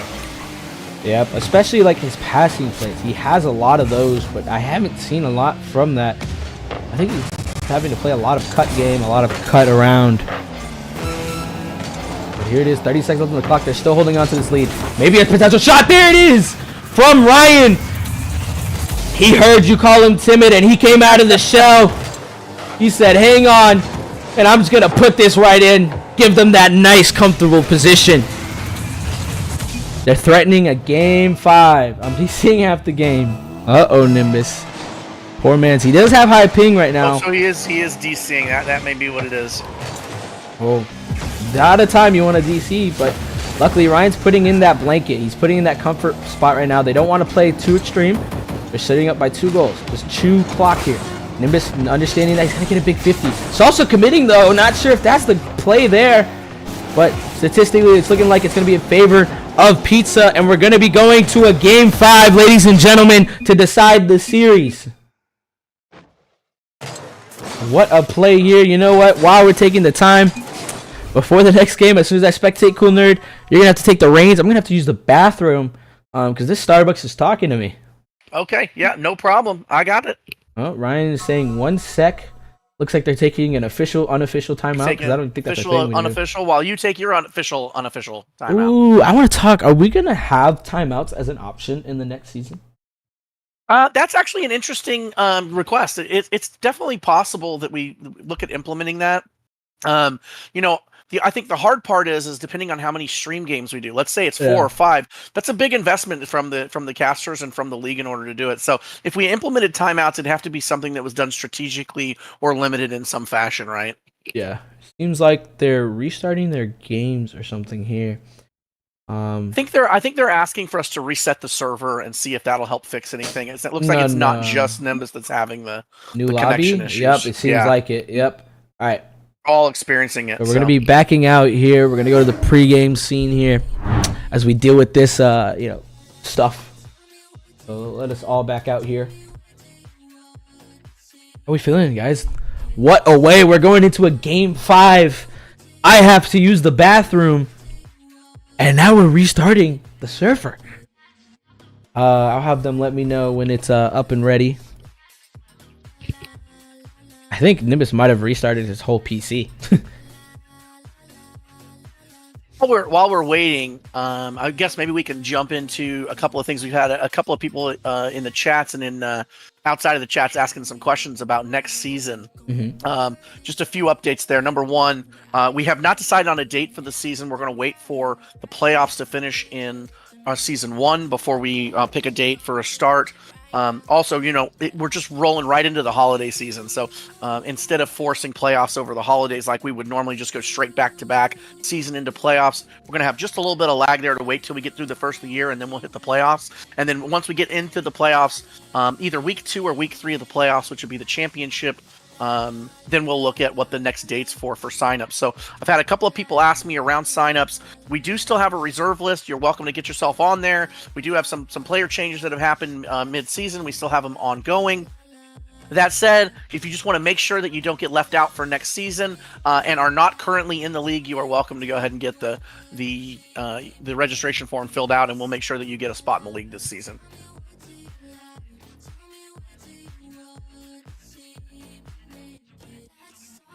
And while we're on the topic of doing other things right now as we wait for this next game, yep, it looks like we're back in. And he changed so the name that we had, Nerd, is the same, but the password is different, and I will send that to you right now. Ooh. This is what a way to set up this next game right now. Oh, I didn't even send it to you. I'm trolling. Get in there. But right now it's a game 5, the way to decide it all. And I think I gotta do justice to this and stay here and use the bathroom after the fact. We can always take a little more time to talk about some other stuff around the league at the end of this game 5. I'm really excited to go into this game 5. Honestly, we have seen 2 different momentum changes where we have a 1-2-2-1 win scenario going into game 5. This is going to be interesting game 5. What do you think both sides need to look at doing this game to take the dub? I mean, it's the game of that defense now. Who's going to be able to hold up against those demos? You saw Pizza trying to do a little bit, whatever you can do, I can do better that last game with demos of their own, putting in that pressure. And now it looks like they're putting Kingpin back, subbing out Millennial. It's a different type of feel now. Salsa forcing pressure. It's going to be Nimbus into Ryan's hands. Really shot there, but Kingpin picks it off. Kingpin had to take a coffee break as well. Seems like it. Oh, big demo now. The net's wide open. Ooh, but there's a big 50, so now Bro is having to come in. Not the touch he's looking for. Kingpin lacking a little bit. Looks like they're having to communicate here. No one with boost, so he should finally collects himself. His pass maybe, but it's going to be nothing in his favor. Bro now spamming his boost for feathering right there. Sounding like a machine gun coming out of his butt. It sounded cool. I don't know.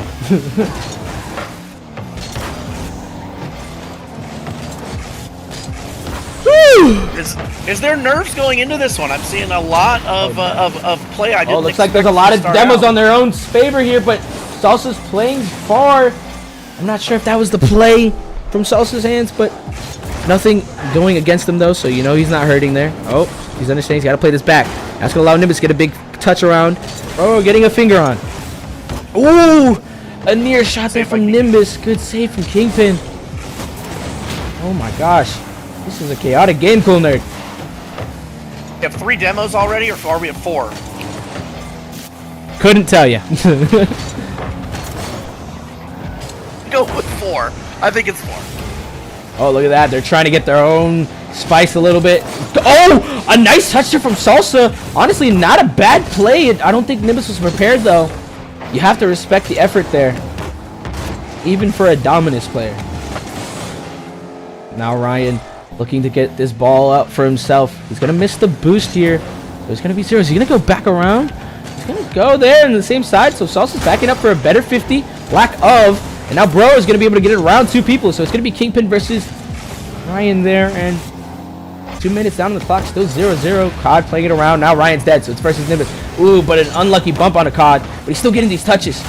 And another demo, just so many flying out. They need to get this ball out. Need a breather right now. Good follow there from Salsa. Oh, a lot of whiffs coming out right now from the orange side. Man, ballers need to collect themselves mechanically. Very defensive on both fronts, though, even with this many demos getting thrown out there, like it's, you know, Tic Tacs. What? I don't even get it. Ooh. Was he like Pez? Like a Pez dispenser? You know, just Pez, yeah, I get that. But like the Tic Tac was a little bit thrown off there. It took me a second. Oh, but what pressure there. I think he clipped him there too at the end. It's gonna allow a goal. I think the threat of the demo got there, and that's what caused the miss on the save. Oh, Ryan and Nimbus playing I love you not, being in hand together. Oh, big cut there from Mr. Cod. I think Bro told him he had low boost, but still went. Uh-oh. Big threat of a shot, but it's going to go wide. A little bit of a bailout there, so now Ryan's going to have to play it under. Big low 50. He's looking for Nimbus for the pass.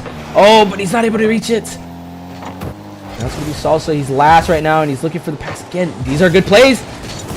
Ooh, potential shot there, but Broro shutting it down before anything could happen.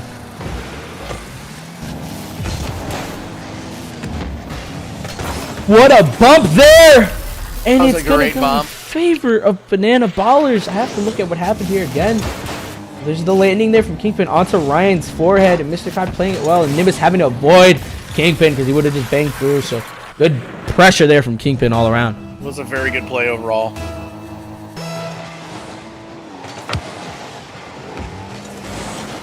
You know, now I know Pizza's feeling a little bit of pressure here, but, you know, there is still time, and as long as they can keep their nerves together, we could even potentially see an overtime. But, you know, Ballers just looking really good so far in this last Game 5. That was a nice play attempt there, you know, using the backward where Bro was able to read it through and no one there to pressure it up. Nimbus getting clean beat to this ball, so it's going to leave Ryan by himself. Minute left on the clock. It's down 2-0. They've got to make a play here if they want anything. Also taking a nice 50 into the hands of Ryan. Oh, it's going to be called off, so now Nimbus has it. It's going to be beaten around. Again, keeping low boost, not grabbing any pads on the way back. Here's Mr. Cod, just trying to force this out. Salsa getting a little bit of a bang. Not sure if that's what he wanted.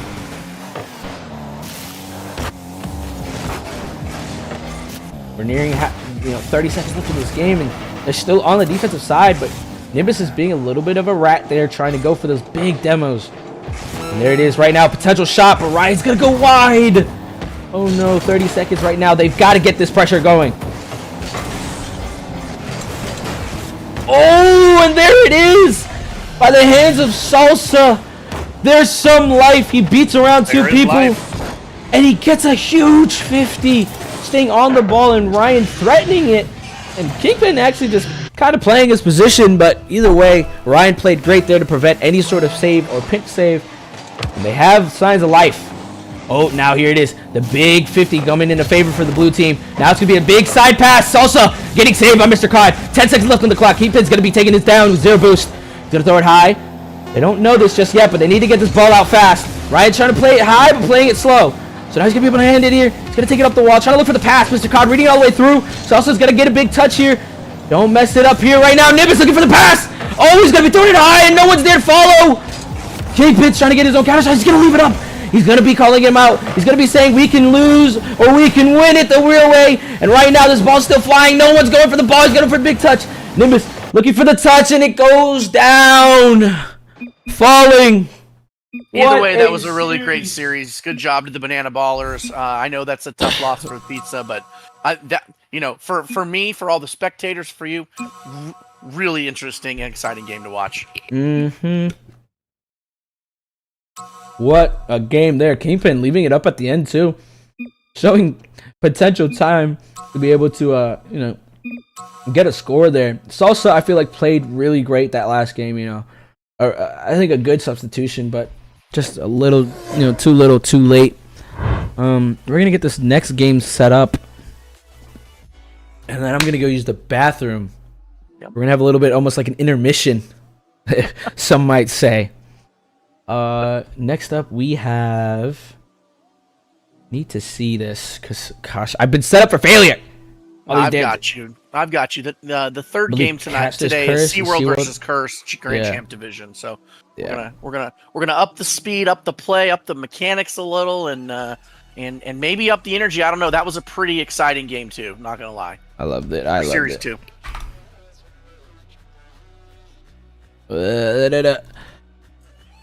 SeaWorld. You want to set up a lobby and then send that out and then send that to me while I go have a little fun time in the bathroom.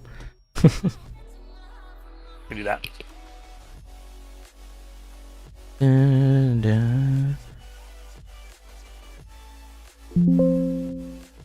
Oh, wrong picture. Whoa, whoa, whoa!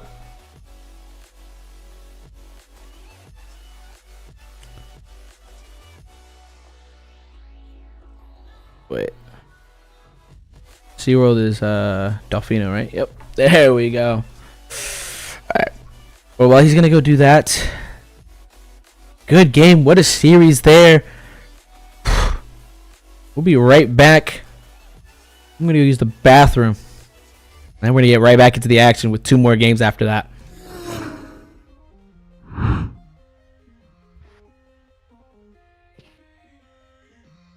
See you in a minute, sir. So I have a couple of questions that people are asking. You're welcome to ask some other stuff in chat if you want. More stuff around the league next season, and what that's going to potentially look like. Again, we haven't made any final decisions yet for what's going to happen to changes to the league. For those of you that have not filled out, there are a couple of forms you can fill out to give your feedback. We have some questions around rules changes, some modification to rosters, to teams overall. We also have a questionnaire form if you just want to give just basic feedback or criticism and tell us anything that we're doing that we could be doing better. Anything that you provide us with, we will take into consideration to see what we can do about continuing to make this league better. Obviously, it's the inaugural season. Not everything is going to be perfect, and it's going to probably take a few more seasons for us to really get things rocking and rolling and kind of running on their own. But again, we are more than happy to take additional feedback or anything that we could potentially be looking at doing or considering to up the season next season. There's also something around casting if you guys want to find that one as well and fill out. I know myself, Boy Darty, and the rest of the league admins would really appreciate any feedback that you guys can give. The more the better. So a couple of things worth considering for next season. As everybody knows, in order to kick this off, we had 120 registrants, and we had to cut it off at 120. With 8 coaches, that provided us with 15 players per team. And 15 players per team, we broke up into these 3 different divisions. We're going to probably change the names of the divisions next season because it's not necessarily particular to rank. But we do have the Grand Champ, the Champ, and the Diamond League this season. We're looking at adding a 4th division next season. And depending on what the player base looks like, we might even add a 5th. That's still in consideration, but probably definitely adding a 4th. What you're going to probably see, like you guys are seeing in the league right now, there's a big gap at some of the top level players that are in the Diamond division and the lower level players that are in the Champ division.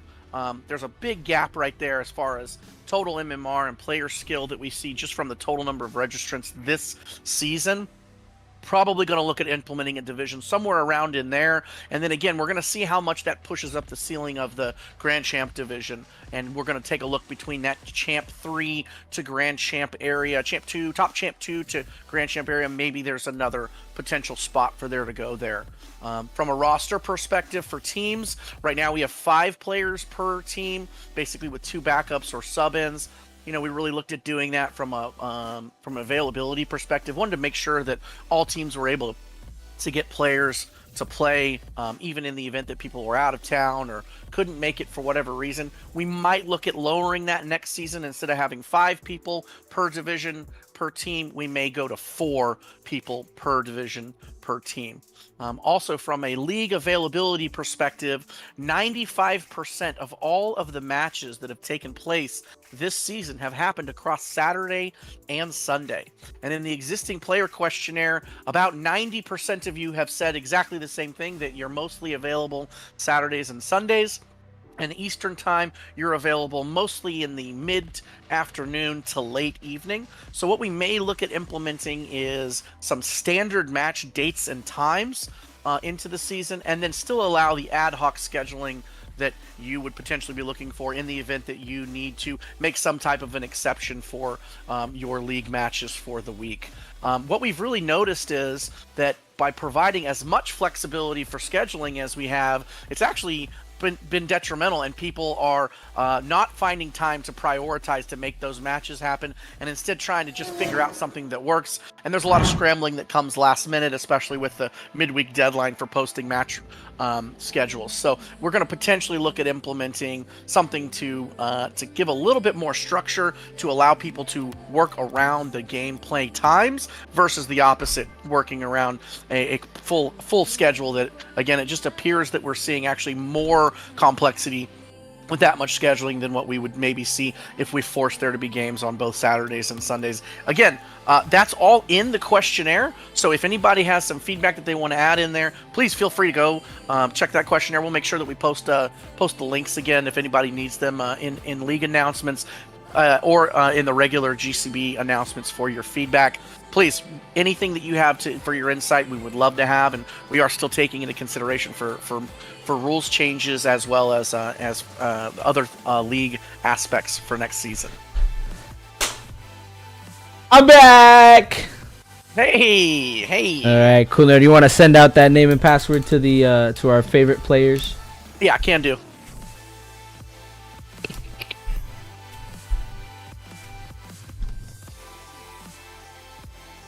Yo, this music a bop.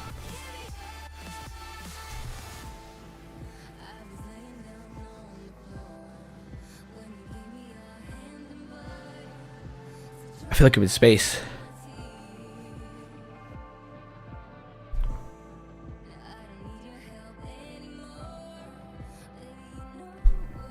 I love you guys so much.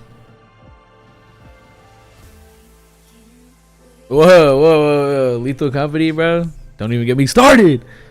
That game is the first game to get me scared, and I love it. It's like actually enjoyable. Gunnar, you send them things out. Send it to him right now. Right.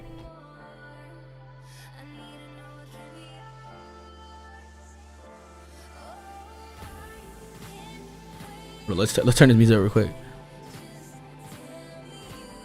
How many wall dashes, bro? Oh my god, I am playing next week. That was a genuine reaction. 7, bro. Do you know who you're talking to?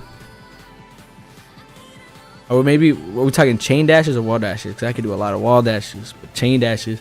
I actually just broke my record. I hit 10 in a row the other day. Nice.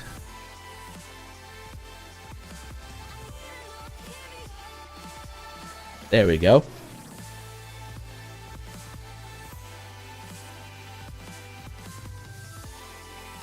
we go. We should be seeing them connected here pretty quickly.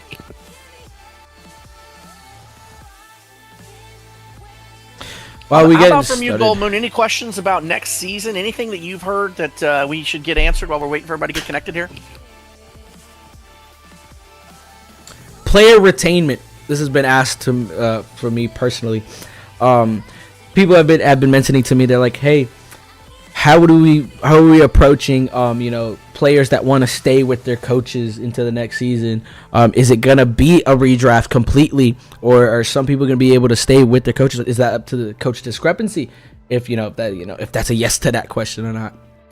So that's actually a really interesting question. I think what's going to happen is a couple of things. One, we have not talked with all of the coaches yet if they're planning to continue to be coaches next season. Mm-hmm. If they have the time, they have the opportunity to be able to commit to their teams. A lot of stuff changes over time, right? And so we might not have all the coaches that move into next season. We might have more coaches.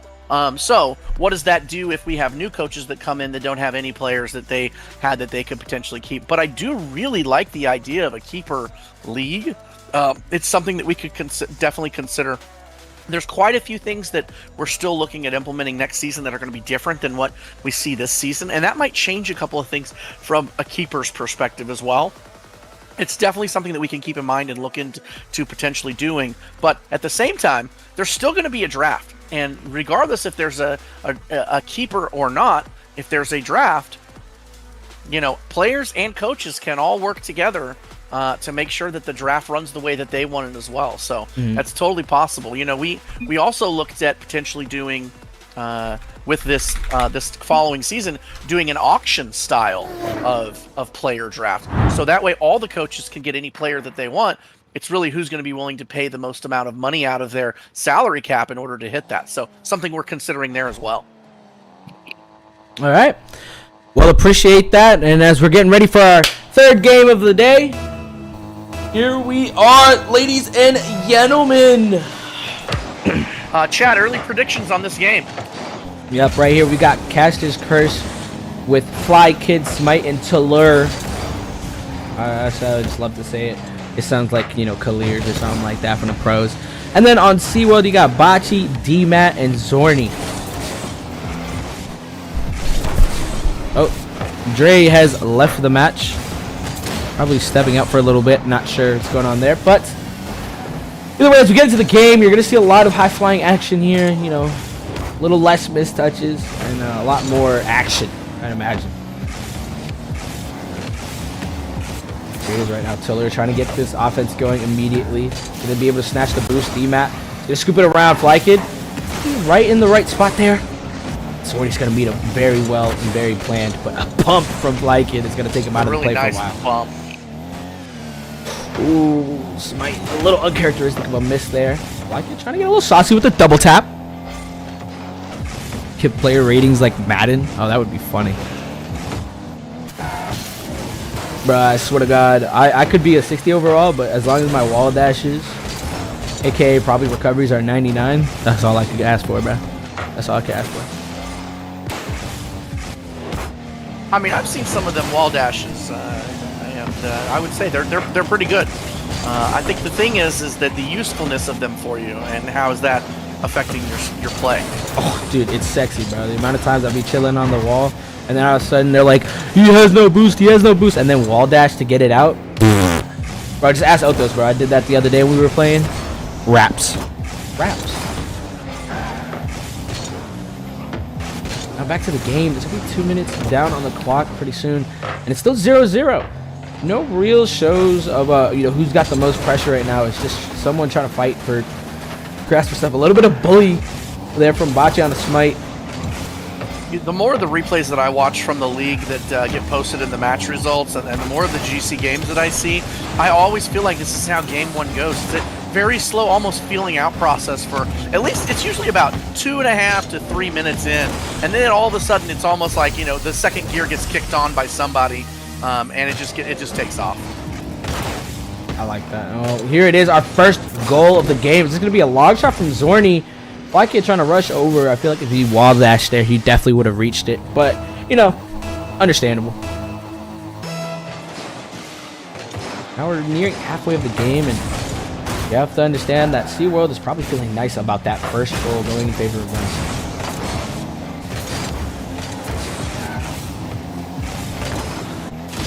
Big clear out. Bocce's going to end up getting a little bit surprised by that touch, so he's going to have to leave out now. Well, be a big force from Matt. He has 100 boost, but he's out of the play, so practically worth nothing there. But Bocce trying to get a flick. Fly Kid just playing it well. Oh, here it is. Bocce trying to get that big shot around, and he gets it. That's a very great play there. Oh my gosh, that's a great look there from Matt too. To be able to witness that Fly Kid noticing too little, too late that Bocce was going for that touch. And oh, another third GC explosion. I hate it. I hate it. Instant change that you immediately see going from the last game to this game is already just the number of overall passing plays on both sides of the ball. It's already picked up, and you can just immediately see it and see the difference that it causes in the gameplay. Whoop. A little bit of miscommunication there, and Bocce is threatening a double tap right now, and he gets that very simple, very clean. They're starting to feel themselves here. Talur just trying to bang it out. The Fly Kid wants to control, and just a lot of miscommunication. Smite nearly there, but not enough momentum to kill the speed of that ball.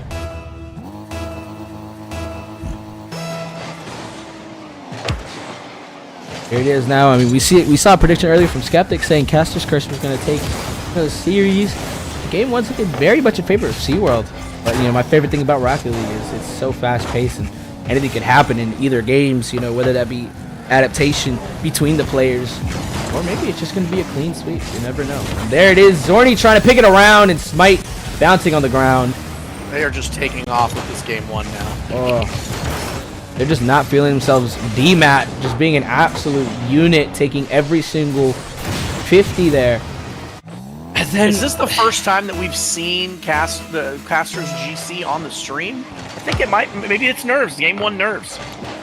I think we played them.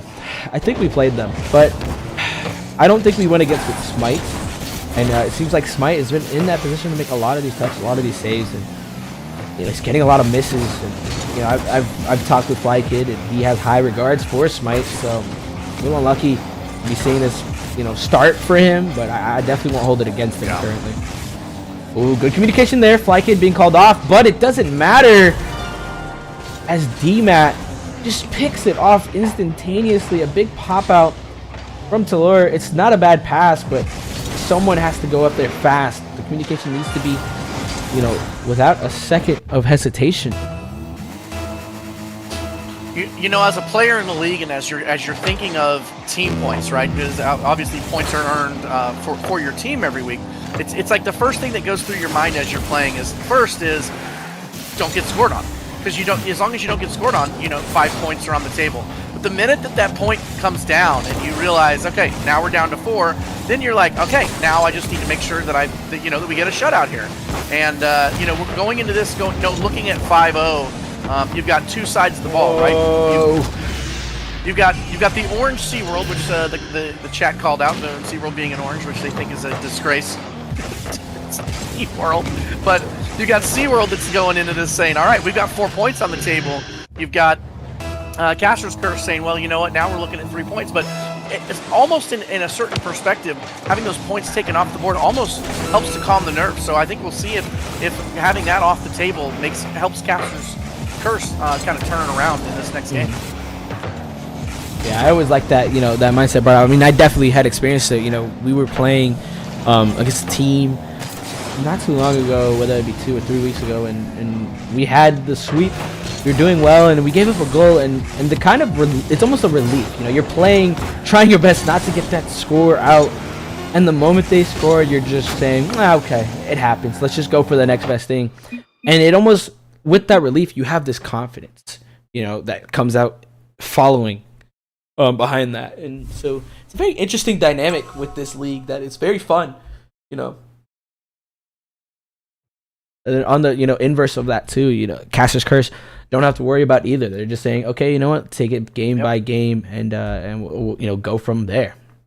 I mean, again, like I said, it's just that game 1 goes down to the other team, and you're almost like, okay, you know what? Now all we have to focus on is winning 3. That's all we got to worry about. And again, it doesn't seem like it's a lot, but it can feel very pressurized the other way on the other side of the ball. Because again, you're looking at going up one game for SeaWorld. They're up 5-1, but there's still the pressure of, can we get 4 points for our team? And sometimes that pressure is what causes the difference in a game 2 or game 3. Exactly. Well, a good performance and a show out there from SeaWorld. I'm very excited to see if they're going to take this momentum in. They're just going to, deal with it. There it is, Drake coming back. It looks like they're trying to look and opt for a substitution here. So going to be interesting to see how this plays out. Looks like you have random maps going on. Cool nerd. Oh, no. Everyone hates this map. I hope this is going to be an interesting moment. We could absolutely reset it if we need to. Yeah, it looks like Dre's calling for it. Very understandable. This is an unregulated map. So while we deal with that, I'll pull out and remake it for us. Yep. I feel like we have to have like a special showcase one time where we do completely different maps. But yeah, that's that map though of all maps. For it to do random is cool, but that map, everyone knows that's one of the worst maps. I mean, they showed that it even is different. It does, like, it's like there's certain spots like the ramps or something are different than the main ones. Ain't no way they actually did that. So Kiko, well, that's the game. Let's get our dog cam on. Everyone say what's up to Kiko. Talk, Kiko. I swear he talks. He talks, guys. Don't sniff the mic. Right on. But yeah, this is my little dog right here. This is my Doge. Everyone sees him and he's like, wow, he looks just like the meme. He's a person too. I mean, he's a dog, but he's his own thing.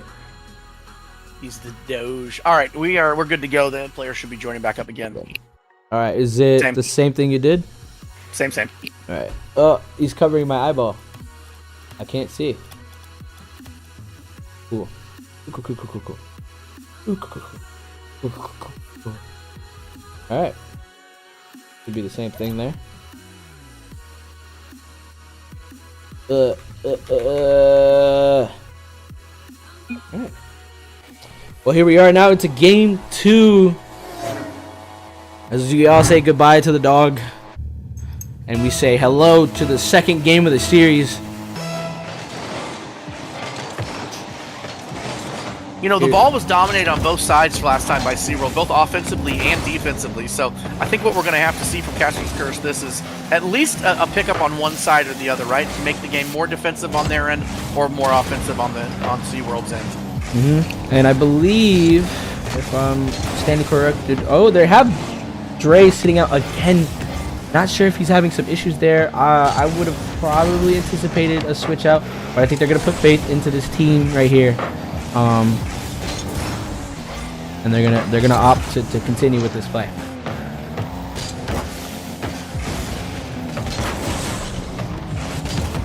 Could just be bringing in a ringer for the following game, or just waiting to see if maybe somebody's got, like I said, maybe if somebody's got nerves. Well, there it is. There's the start right now. A big demo from Caster's Curse, specifically to Lure, and Smite just running in, trying to secure that goal.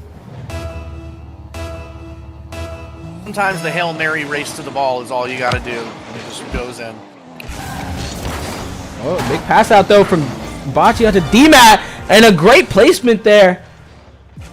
This is such a quick play, a great kickoff play. Smite just looking a little bit awkward, wasn't anticipating that touch there. Flykid trying to cut it up, and just a little bit too slow. Could not get a hand on perfectly. The Wheel of Fate can turn very quickly in these games, right? Look at that. It was, what, a minute to the first goal and about 2 seconds to the second goal from the first goal. Yeah, I mean, you have to respect it. You know, they're not backing down here. They're going to try to make sure, you know, to keep putting this pressure. Bocce's going to get an uncharacteristic miss here, so it's going to put a little bit of pressure now. Now touch around, but it's going to allow Bocce to get a big 50. DMAT going to cut it here onto Tiller's hand. Flykid's getting a demo, which I think Zorni would have followed up for that, so it's going to force that out. Matt looked really, really good last game. We're going to see if he can keep that going again in this game, too. Oh, yeah. I mean, I haven't actually had the pleasure of seeing DMAT before, let alone playing. I'm not sure if he was newly added or something like that, but he's having a great performance. I like to see his style of play and how he's performing here in this game. And even right now, it's only a minute and a half, and you know, there he is trying to put in that pressure. It forces that touch out. A little bit of a team bump. Gonna result in a goal out of Caster's Curse, though. There you go. You know, Flykid's got a couple of misses that I've seen happen as well, and that's pretty uncharacteristic. He usually puts them down in the net. But you know what, Tallur being able to bring it back and get them up 2-1 and pick up some of the slack on those misses on those shots. Great play there, all around, to be able to get the clear out, and a little unlucky of a bump from DMAT onto Zorni off the landing, so can't really fault him for that play. It is now. There's another potential shot. DMAT trying to see if he could get it around, but Smite having to get a very key touch in that play. He's trying to look for a pass. It is going to be able to get around, so Flykid's having to cut. You're going to notice that a lot from him. He's going to be paying attention to what touches are being made and what balls he has to cut on. He's getting a little bit out of the net, so it's going to force it out. Tiller making a key touch, though, to help Flykid out. Ooh, there he is, slamming it all across right now. It's all up to Bocce to get this touch.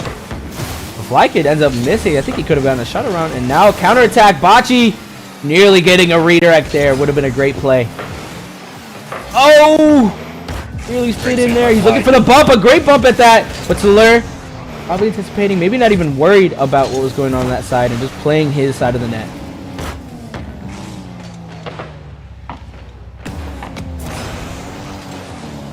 Ooh. Huge touch there to prevent any sort of threat from Tiller, but Tiller was low boost, so didn't have done much with that.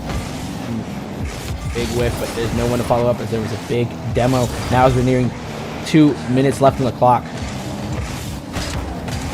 Oh, what a play there. I have to relook at exactly how this occurred. Look at the clock. A big 50 from Fly Kid, and it's just going to be going around, and Zorni trying to get that straight, and he understood immediately he had to make a play on that ball. Just an unlucky prediction play. From Dead Bunny says warming up. The Caster's Curse is going to get an easy win this time, so maybe that's what's going to happen. Well, there's still enough time there. Bocce's trying to show a little bit of mechanical prowess, getting it out mid there. Zorni is going to force Smite up really fast. Fly Kid to follow. He's playing it across. Not sure if that was a necessary touch. He has low boost here, but he is trying to do something. Bocce is going to end up committing with him. DMAT's all by himself. He's going to go up as third man. Looking for the second touch there. Nearly in the net. Just a little bit wide. A huge touch there from DMAT.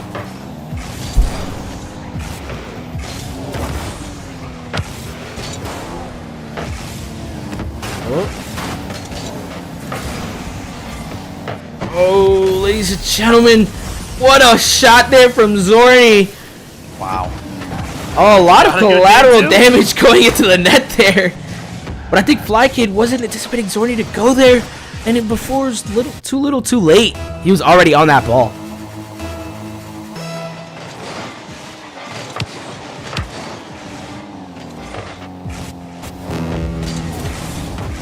Now a minute left on the clock. Miller's going to get this big 50 out, trying to look for a pass, maybe a shot for himself. Zorni's going to have to get up fast, but he didn't do any of that. Just watching and spectating Tiller do what he wants on this corner. A good shot here. He's looking like he's faking for the pass. And Zorni wasn't ready for it, but by the time he realized what was happening, it was already in his net.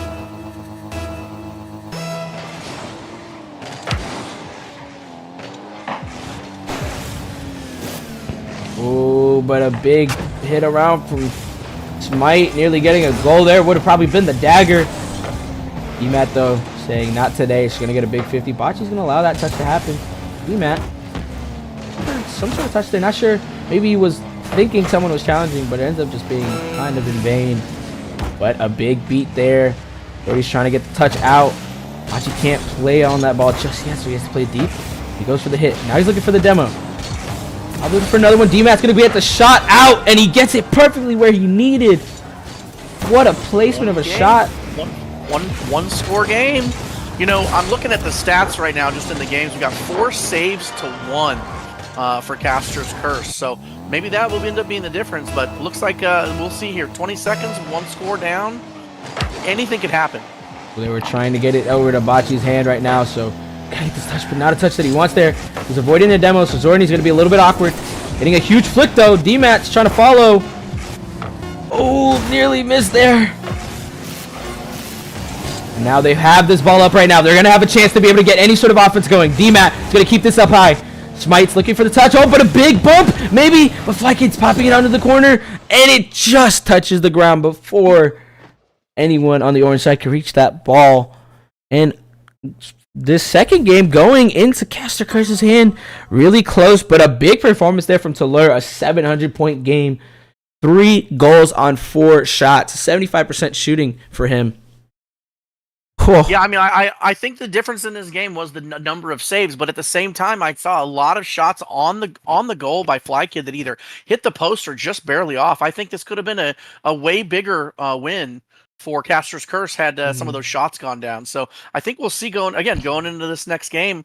I'm seeing defensively, I think the saves are the big difference so far. And good call there, from the players to opt for keeping the same team, and putting that faith in, especially into Tiller and Smite. Smite with the calm little 247, but he still had that goal, still had an assist to help towards his team getting a play here. And all of Tiller's goals were off of assists, so I think it just shows the great passing plays. Maybe they weren't direct passes, but just really good forces on the side of Caster's Curse. And so SeaWorld's definitely gonna have to adapt.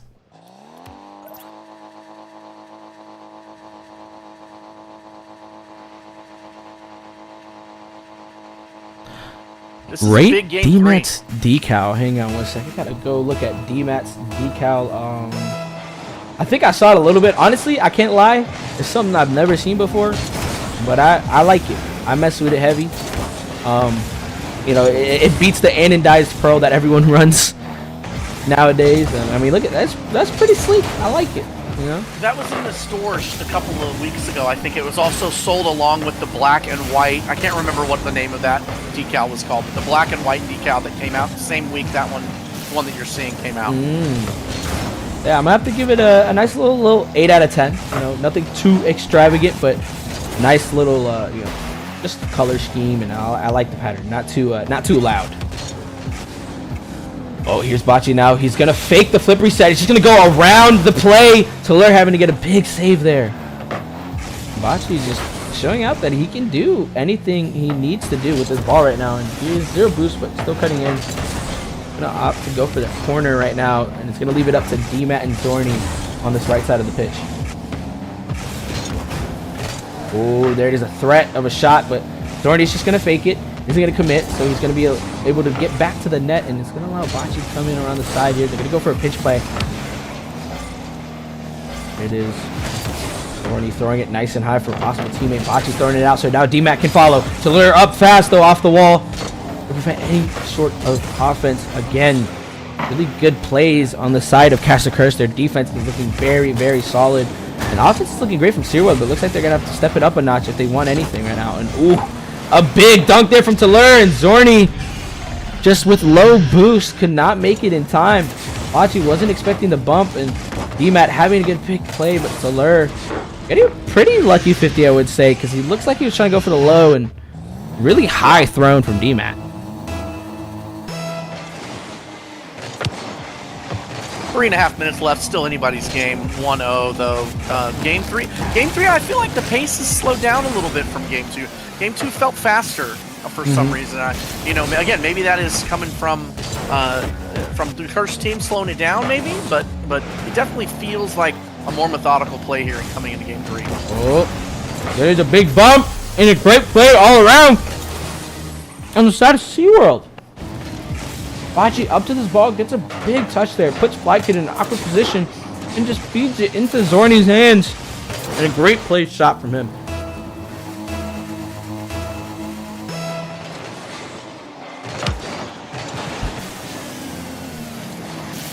Ooh, big beat again from Bocce, man.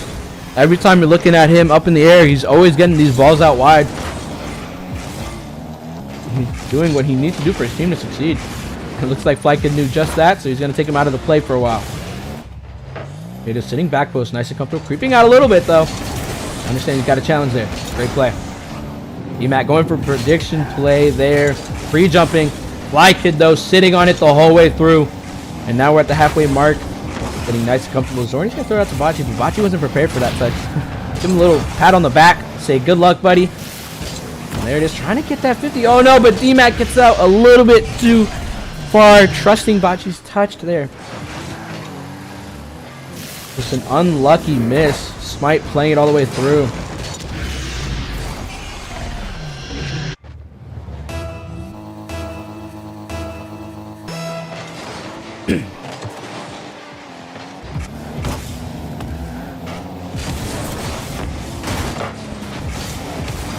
Now DMAT, though, is going to give some spark of offense, some spark of life, but FlyKid is going to prevent any sort of his options to be present at this time. Now DMAT probably should have kept it close. It's going to make it really awkward. And FlyKid with a huge dunk. You know, you're looking at, again, I'm looking at the stats here. 2 saves to 1, 3 goals to 1. The defensive side of the ball for Caster's Curse is I really feel like helping them open up their offense. What a play that was, too. I feel like DMAT, you know, you can't fault him completely, but he really should have kept that ball closer instead of trying to flick it, especially with no one to follow it up. All it really was giving it a free ball for the other team, and, you know, as we see, they end up scoring from it. You know, you see that a lot, especially when teams are down, where somebody gets the ball and they're just trying to help score for their team. And sometimes that's just what happens, trying to be a little, let's say, optimistic on shots before they're really ready to do something. And good abuse from there, from to lure there, to throw it onto the backboard and make it a very, very hard read for SeaWorld. And, I mean, that's just a really good drawn-up play to occur for them, and it gives them this 4-1 lead, sitting pretty comfortable now. They're starting to feel themselves. You know, I've also noticed the demos have started to open up a little bit more for Caster's Curse as well, and that could be causing a little disruption on the SeaWorld side of the house. Well, here it is now. Zorni is going to be able to pick this ball off, but it's going to put Flykid in an awkward position. It's going to allow Zorni to sneak this one in. You just can't count him out, though. Two more goals down, a little more than a minute to play. You know, they are not out of this game. This is definitely could still turn around. We got a good game. We got a good game 3 going here. Oh, most definitely right now. They're sitting comfortable, sitting nice. You know, to be able to get that goal, though, at a time like this is good crunch time performance from Zorni, but they still got to get another 2 now to even this up, or they'll be facing a match point. And you don't really want, you know, being in that position, it's going to weigh a lot on that mental. You know, you're going to be thinking about how you have to go across the other games. Caster Curse is just looking very confident. And here it is now. They're getting these big clears, preventing any sort of offense, and just forcing them onto the defensive position and forcing only counterattacks with little boosts. And every time they pick it off. Ooh, big side hit there from Bocce. DMAT understanding he's got to keep it close. Smart play there, but not a great carry. They're just going to go over to the other side again. Now they got to restart. They're going to beat one. Get a Bocce's hand. Bocce's trying to throw it back into Zorni. Looking for the bump. Oh, but it's going to force him high. Oh, double demo in favor of SeaWorld right now. D-Max trying to get this wide, but Bocce, here it is, closing it in. Zorni's got to come in fast. He's going to throw this high. Maybe a shot coming out from someone on the orange side, but no one there to follow.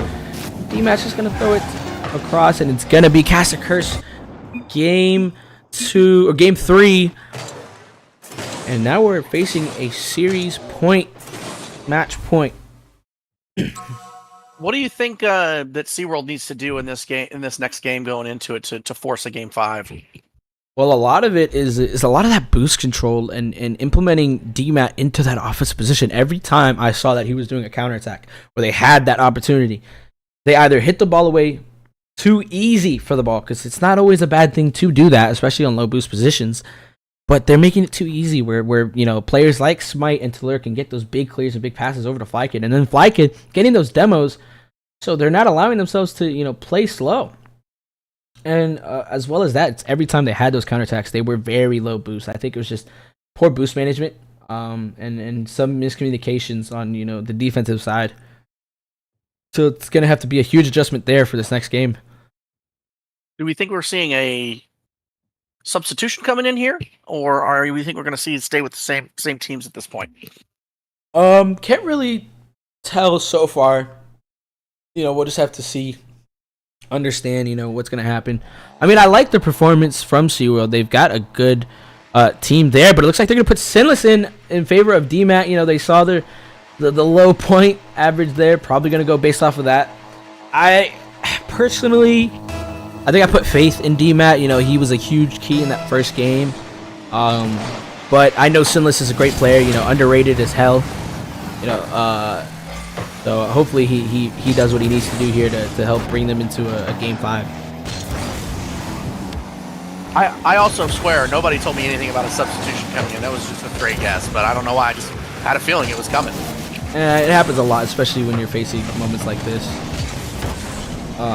You know, you're just trying to think, okay, you know, if our team didn't work here, you're like thinking, oh, I've got to go ahead and make these adjustments. But sometimes I feel like the ability to substitute as much as they are, it also can be detrimental to team chemistry. Not necessarily being like, oh, they don't have faith in that, but I think it's putting faith into you know, a player. And understanding, like, okay, sometimes flukes happen. Sometimes, you know, there's just some mistouches. You're sitting comfortable, and, you know, some people thrive under pressure. Ooh, you know, for our diamond team, it's as the team captain, I have to make that call every week as well, and it's a tough decision to make. Of do you leave somebody in? Do you take them out? Are they struggling?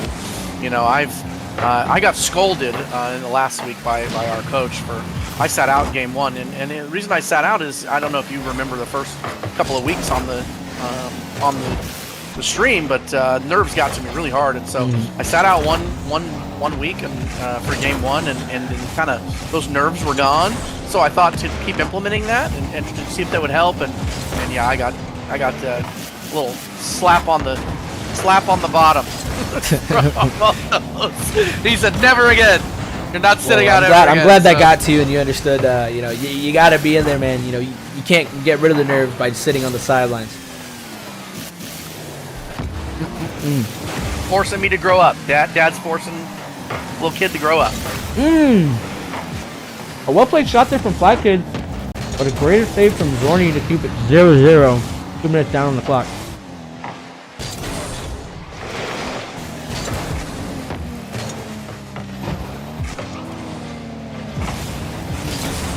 Uh-oh. Oh, no! Rough miss off the ball and on the corner. I hate those, you know. It looks like, I mean, you know, obviously as you get more skilled in the game and more time in on the game, that starts to go away, but sometimes the ball just looks like it's going to go somewhere that it doesn't, and then you jump at it and it's not there, and you just feel like, you know what, this must be what every boxer that ever played against Mayweather must have felt like every time they hit those whiffs, and his head's just not there and it couldn't hit him, you know. Yeah, and I mean, that was just good pressure too from Fly Kid to threaten a demo on a Sinless, or force Sinless to rush that touch. He couldn't play patient on that and make the read. It ends up resulting in a goal in favor of Caster's Curse.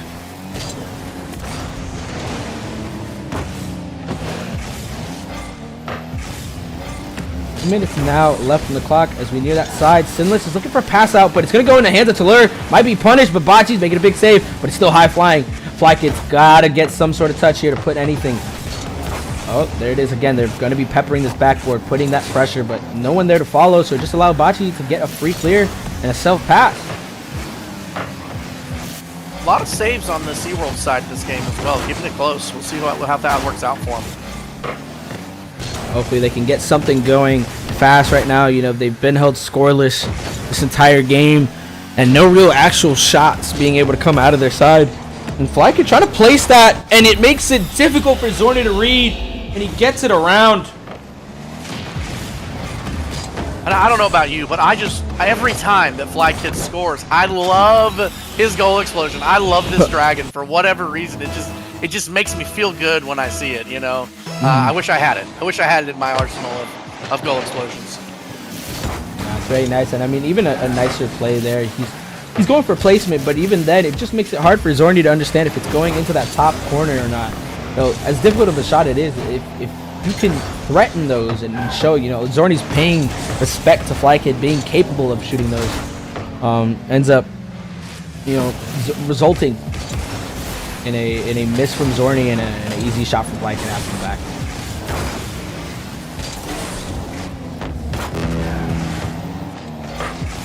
Ooh. Now there's a little bit of a play on Caster's Curse's side. Gonna allow Zorny to get this 50 though. Just some sort of life right now needed for SeaWorld. You know, they had a great performance in the first game, but it looks like it's just a fluke right now occurring as Caster's Curse is just taking over right now. Wrestling coaches always used to say at this point when you're down by a few, you know, you got a short time. You got to make some offense happen. This is the time to make it happen. Yeah, they're still playing a little bit too safe, and I think especially at a moment like this, you know, you're facing series point, you just got to be, you know, aggressive, be crazy, go for a little bit riskier touches, you know, give some life, some sign that you can keep this going and go into a game 5.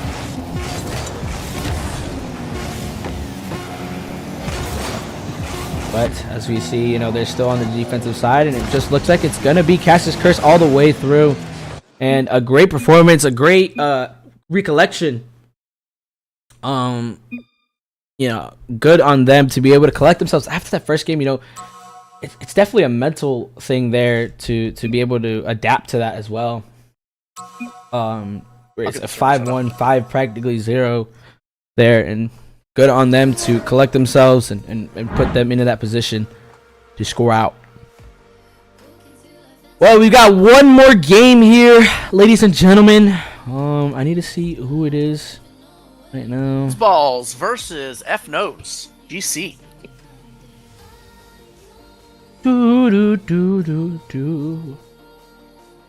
me do a little bit of some adjustments here. Oh, I was like, why can't I find it? I was in the wrong chat. Woo! So this will be our closer. Right now, it's going to be Fuzzballs versus F Nose. I will send out the passwords.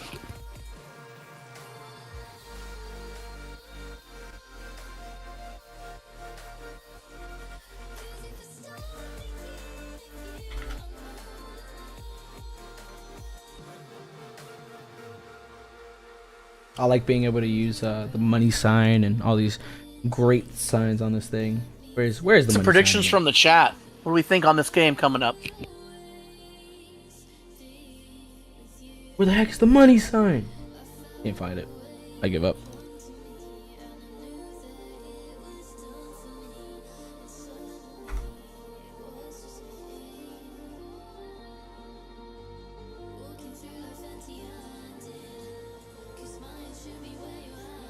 This is fun. I like this thing. I get to just change pictures. What the heck? I didn't change it. Oh, I did. Okay, I was about to say. Oh! Darty with the early prediction. Me win. me always- win?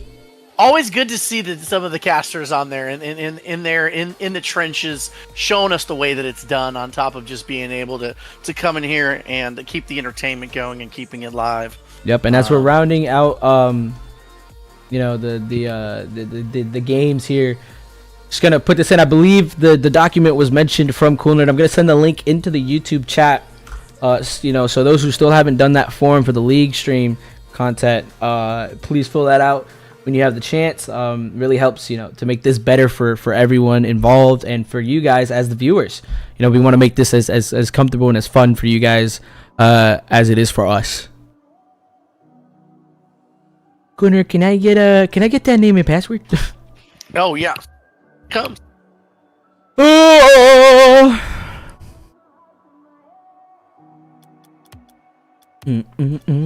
That's a great name.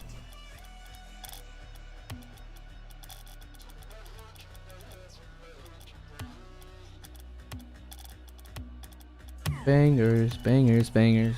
Bam. These are a lot more creative match names and passwords than every other one I've ever been a part of. Oh. Let me get to this here and prepare the spectate. I believe I put Buzzballs on blue team. Cool. So Buzzballs blue team. Skip left. I'm probably just gonna wait. But how we doing today, y'all? Last game, man. It's gonna round it all out. I still got this much drink. I got the largest size, the Trenta, because I was like, I never had a Trenta anything. So I'm gonna try it out, and honestly, it's been cool. Probably would do ice next time though. I've already finished my Belgian chocolate milk. I did get some breakfast to go along with it, but it's been sitting over here in the rears, so it'll be nice and cold. But you know, cold breakfast sandwich isn't much different than a warm breakfast sandwich, honestly. So I'm good with it. All right, well, here we go. We've got ourselves a game here. Fuzzballs versus F Nose. On Fuzzball side, we got you know, a very well-known caster, well-known presence in Darty, followed by Synthetic, aka Jaden, and Yoki, the Hawaiian Menace. And on F Nose, you've got Micro, the beautiful man, Faith, the absolute caliber player with these mechanics or whatever, and Frame. You know, just Frame. That's it. I've been pretty excited to see this matchup as well. I feel like this is a pretty good closing match. We were going to have a coaches match 1v1, and unfortunately he had to make a last-minute change. And one of the coaches, unfortunately or fortunately, it's his birthday. Family decided to surprise him with a surprise birthday party. You know, shots come out. You're just like, hey, I'm just not gonna be able to play. I didn't know this was happening. So Whose birthday was it? Old Desire for the F-Nose. Silly Desire. Big start for kids. Yeah, happy birthday, man. Hope it was a great one. Hope the family didn't force you into too much stuff you didn't want to do. Oh, here it is now. Yoki trying to get some sort of offense going. Playing some good plays there earlier. He had some great 50s, but here it is, man. You've got an all-EU team playing into this other side. You know, NA better all day, every day. A little bit of a weird-looking boost there from Faith. It just was very shiny. Not sure what was going on there, but a little bit of a touch out from Darty. Allows Synthetic to get this out and wide. Oh, looking for the pass mid, but no threat there, so no real panic from Micro or Frame. There it is, Yoki having to get a hand up to prevent any sort of threat from Micro. Now we're nearing 3 minutes left on the clock, and looking to be a very, very methodical game. Oh, but as I say that, just a very simple long shot going in the favor of Fuzzballs. Reading that through a Synthetic, man, just being a great first man. Faith is a little bit too close, and it's going to result in a goal in favor of Fuzzballs.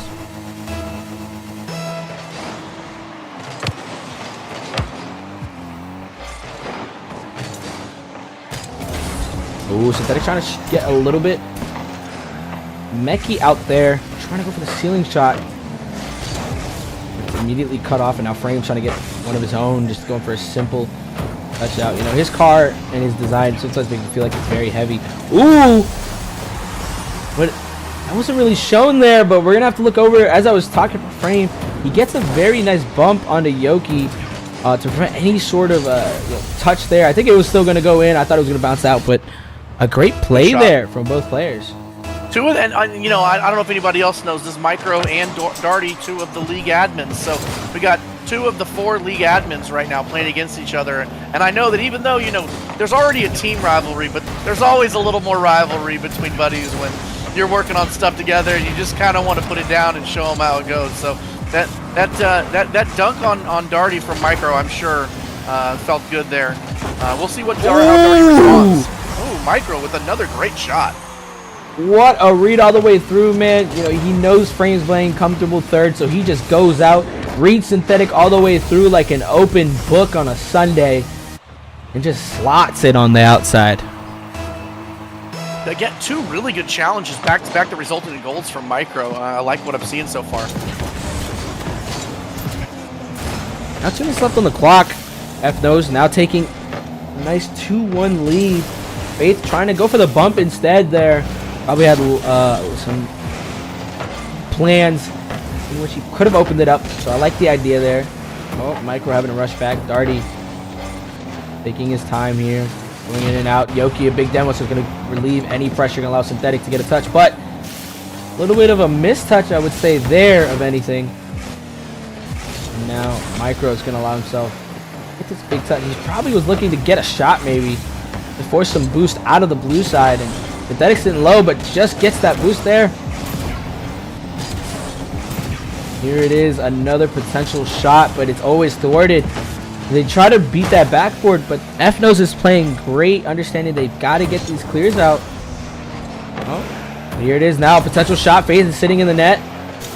Gonna get the scoop out perfectly against Yoki, but a little bit of miscommunication. They're getting a little antsy on the orange side. Again, another threat, but Darty couldn't read the double low boost. You know, he's able to put those in, so you know there's a little bit of breath of relief on the F-Nose side, but it doesn't matter. Synthetic putting it where he needed to.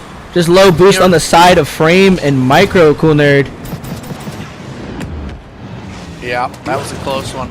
You know, the start of that offensive push by Darty, he did a pass off the back of the wall, and player 2 or man 2 didn't look like he was necessarily there, but honestly I would have liked to have seen Darty take a shot on the goal there. I thought he had a pretty good opening. Either way, it's resulted in a goal, but I'd like to see Darty get a little more offensively aggressive sometimes and see him to kind of take this over for his team. Ladies and gentlemen, there's Yoki trying to show that he can do stuff too. Trying to carry it all the way through. Big fake from Darty. But Frame's going to be picking a touch. It's going to allow Faith to collect himself here. He knows he has to keep this close. He's the last man back. And now he's going to be able to generate some sort of counter offense. Oh, couldn't get the flick over Yoki. And so it's going to go a little bit wide. Big touch out. Now Faith going for the fake. Micro faking as well, but he doesn't have anyone back now. Going to go into the corner. They're going to buy out some time. 15 seconds left on the clock. They've got to do something here to put some sort of relief on their defense. They're sitting low boost. Fuzzball's up, but they're synthetic. Able to pick up the big boost. Darty is going to show a threat of a shot. Big fake from Yoki. I like the idea, but right now we're looking at an overtime, and our first overtime of the series being the first game. I think this is our first overtime of the entire day. I mean, again, just there in that last play there, Darty going for almost the fake into a pass out to Yoki. I thought he could have taken a shot on goal and probably scored there. I think I like the play though, like you said. I still like the decision there. And even here right now, they're sitting on their back foot. This ball is sitting on that right side. No third man. So they're looking to go for an all-out offense. Yoki had low boost. They have to rotate out. Sit a very comfortable third man. Darty playing under synth. Oh, here it is. A potential shot right now. He's going for the Doomsday Dish. He fakes it. Oh, no! Oh, big misses. You hope that isn't going to bite them back. Right now, there's some counterattack, but miscommunication. It's going to allow Synth. Probably going to go for the bang. Smart play here. It's going to put a lot of pressure on the Micro. Big bump. Yoki's got a shot potential. Where's he going to go? He's going to fake it for Darty. Oh, Darty couldn't get it, though. He had to place it around a lot of players there. I have to imagine Yoki might have called that. It was a very well orchestrated play. It's called a fake. Oh, but it's just an open net instead. And luckily, all of those mishaps is going to be bailed out by this shot from the Fuzzballs. Good on them to be able to collect themselves here. And oh, just a little bit of miscommunication there from F-Nose. They were feeling a lot of pressure. It was still a pretty darn good game one. Love seeing it go to an overtime to start, right? You just know both teams are going to come out swinging for the fences come game two after an overtime like that. Darty crashed. He coming back. Okay. Well, we're going to have a little bit of a second here we have to a little bit of a minute to wait for them to join. That's fine. So we'll sit over here in the pregame while we wait for that to occur. He finally lost connection there. But good on him. A great first game, our first overtime of the day, and what a performance from all players all around. A little bit of miscommunication on the side of F-Nose, but getting a little bit shaky. You know, trying to figure out who's to go, and I think that was a big part of that game for them, and hopefully they can recollect, get their comms orchestrated, and go from there. Skept is asking a question in the chat about my Belgian chocolate milk. My wife is really big on the organic, locally farmed restaurants. So we get a breakfast place. This is actually a homemade chocolate milk that they make. It's from a bakery cafe. It's very light, so it's not heavily sugared like you would think some chocolate milks would be. It actually wasn't bad at all. I would definitely drink it again. Well, we like to see that happening. Happy no for you, nutrition man. facts posted though. Probably not that nutritious, maybe. It's but probably not that bad either. Sugar, Yeah. Oh, and what a start off! Oh, a little bit of a wall dash there at the end too. Trying to pay some homage to me, bro. I respected Darty, but I respect this shot even more. Just an absolute clanger of a shot.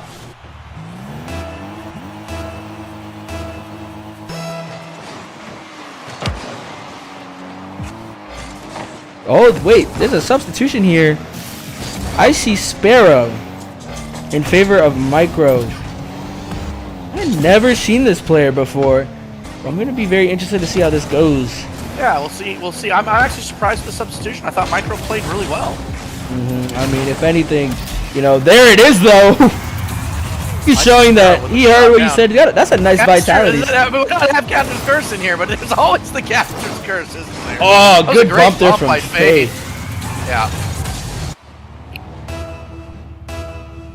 Now here it is, 1-1, practically zeroed now. Good little equalizer there from Faith and Icy Sparrow. Now, half flip. Ooh, Darty got a little bit of flip on there, trying to get some sort of play out. Synthetic coming in for the pass. Ooh, big 50 though from Faith to prevent any sort of unneeded pop outs. Oh, he gets it around one, trying to scoop it. Sparrow nearly got it. Oh, nearly had the shot there. I think that net was open.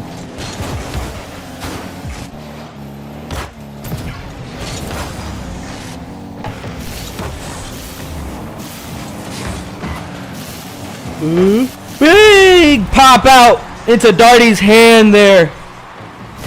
What did I say? I wanted to see him get more aggressive. It's like he's listening or something, and just said, you know what? I'm coming full blast game too. Let's go. Good on him too, man. He made all of those people jump, but he still got it around every single opposition there. 3 goals in the first minute. This could be a high-scoring game. Ooh, big bump on the Faith is going to prevent any sort of solo play continuing there. Now it's reframed by himself. Sparrow's having to cut in, but it looks like it's just going to be pinched in. Might have been just a straight shot too, and a hat trick for Darty. I have to watch this here. I think they pinched it. The only reason I even mentioned that is that if it wasn't pinched, I think Faith could have made it. But you can't fault Sparrow for trying to cut there. He saw there was no man in the net and just trying to hurry up there. Oh, Darty trying to get another shot there. You'll have to see that attempt.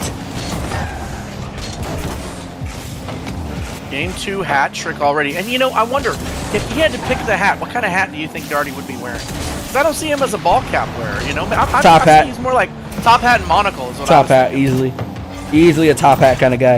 Yeah, I agree. Ooh, big pop out now. Faith's going to get this cleared out into the backboard, but Synthetic's reading it all the way through. And Yoki, good collection for the defense there. Looks like it's going to go in favor of Frame's hand, but Synth playing nice and patient. Oh, but Faith reading that touch now, so it's going to put Darty in a little bit uncomfortable situation, but no one to follow, so he's fine.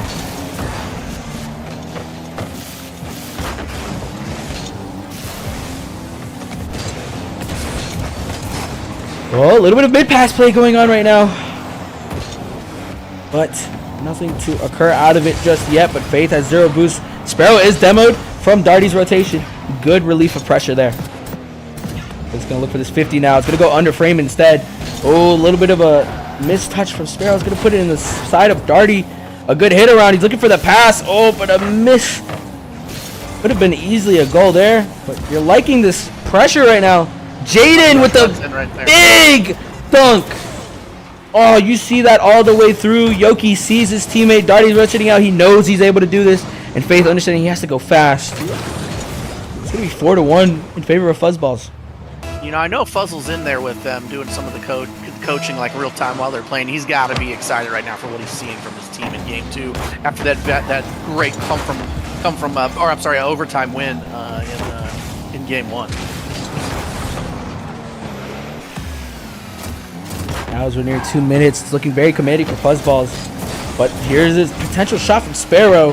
He was the one to get the first goal, but he's been silent recently. Maybe Faith can start something right now, but it's going to be a little bit off. Sparrow's trying to follow. Synth getting there just in time.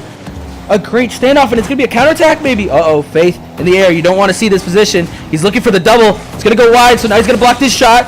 2 going on the side of Orange, so it's going to give Yoki some time. He's got 0 boost. Oh, but he's able to feed it around the others. Synth having to get real close there, putting any sort of pressure right now. There's a lot going on the side of F-Those. Low boost. Besides Faith having to rotate back, now he's in the net. And Sparrow's got time. He's got low boost, but he beats it around 1. Demoed, probably in favor of Sparrow. Faith trying to get this touch out. Yoki reading it through. Oh, a triple collision though. Haven't seen that in a while. Don't normally expect that from this rank, but sometimes it just everybody's excited. They're making a play. They're all trying to help their team, and it just happens, you know. Now a minute left on the clock. Frame's just gonna pop this high. I'm not sure if that's the touch he wanted. Ooh, a nice touch there from Synth is gonna force Faith up. Ooh, expend a little bit of boost, but he gets the big pad right there. Now they've got a potential shot here, but I don't think Sparrow wanted to be the one with this ball. He has low boost. Hopefully he can steal this one here. Frame's looking for the pass out. Sparrow couldn't get around fast enough, so Darty's gonna get a big And easy Darty clear. is just playing out of his mind right now. 3 goals, 2 saves that were actually counted by the Rocket League statistics, but he's got a lot more than that. I've seen him in the goal hit the ball away a few times. Uh-oh, but here it is. Sparrow sending Yoki to the Shadow Realm here. Darty trying to get this 50 against 2 people. Synth getting a whiff, and now Yoki's just awkward and sent to the stratosphere. Nice little goal explosion there, too. This game is not over. It is not over. No, it is not. 17 seconds left on the clock. They have to come up with something on the kickoff. Uh-oh, but Yoki's already up, claiming that space. Frame getting a near miss. A little bit of awkward touch. 10 seconds left on the clock. They got to get some sort of offense going here now. Bates looking for that shot. Darty's playing deep. He understands he's desperate for that shot, so he's playing smart, and it looks like Fuzzballs is going to be facing match point against F-Nose, sitting up a nice 2-0 in favor of them. Big difference in that game. Definitely Darty. Darty really turned it on in game 2. What do we got to see here to force a game 4, potentially game 5, into a reverse sweep from F-Nose? You know, honestly, I didn't hate the Sparrow substitution. I mean, he adapted really well. He played really well. But they need those communications up a notch. They need to understand that, you know, they're a team and they're doing a lot of uncharacteristic double commits, and it's just really not in favor of them right now when they do such plays like that. And so you kind of have to hope that they get themselves collected, and you know, get that sorted out, get that ironed out in the way they talk to each other, and get that figured out.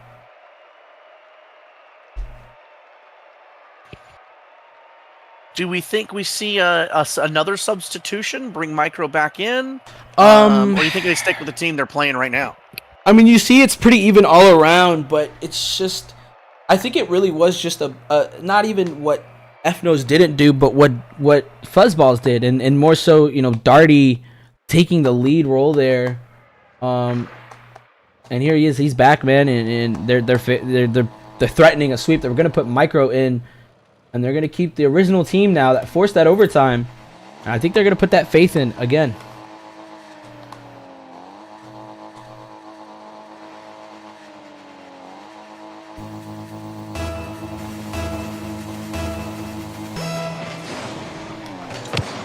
Here it is now, starting off the kickoff. Faith immediately in for a solo play.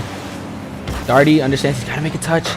Ooh, big pressure coming out now. There's going to be a potential shot. Yoki gets back just in time.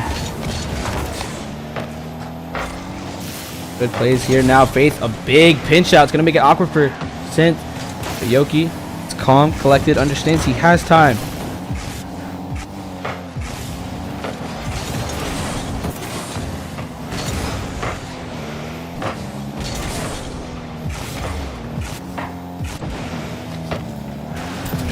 Now Sith's going to be able to clear this out into Frame's hands.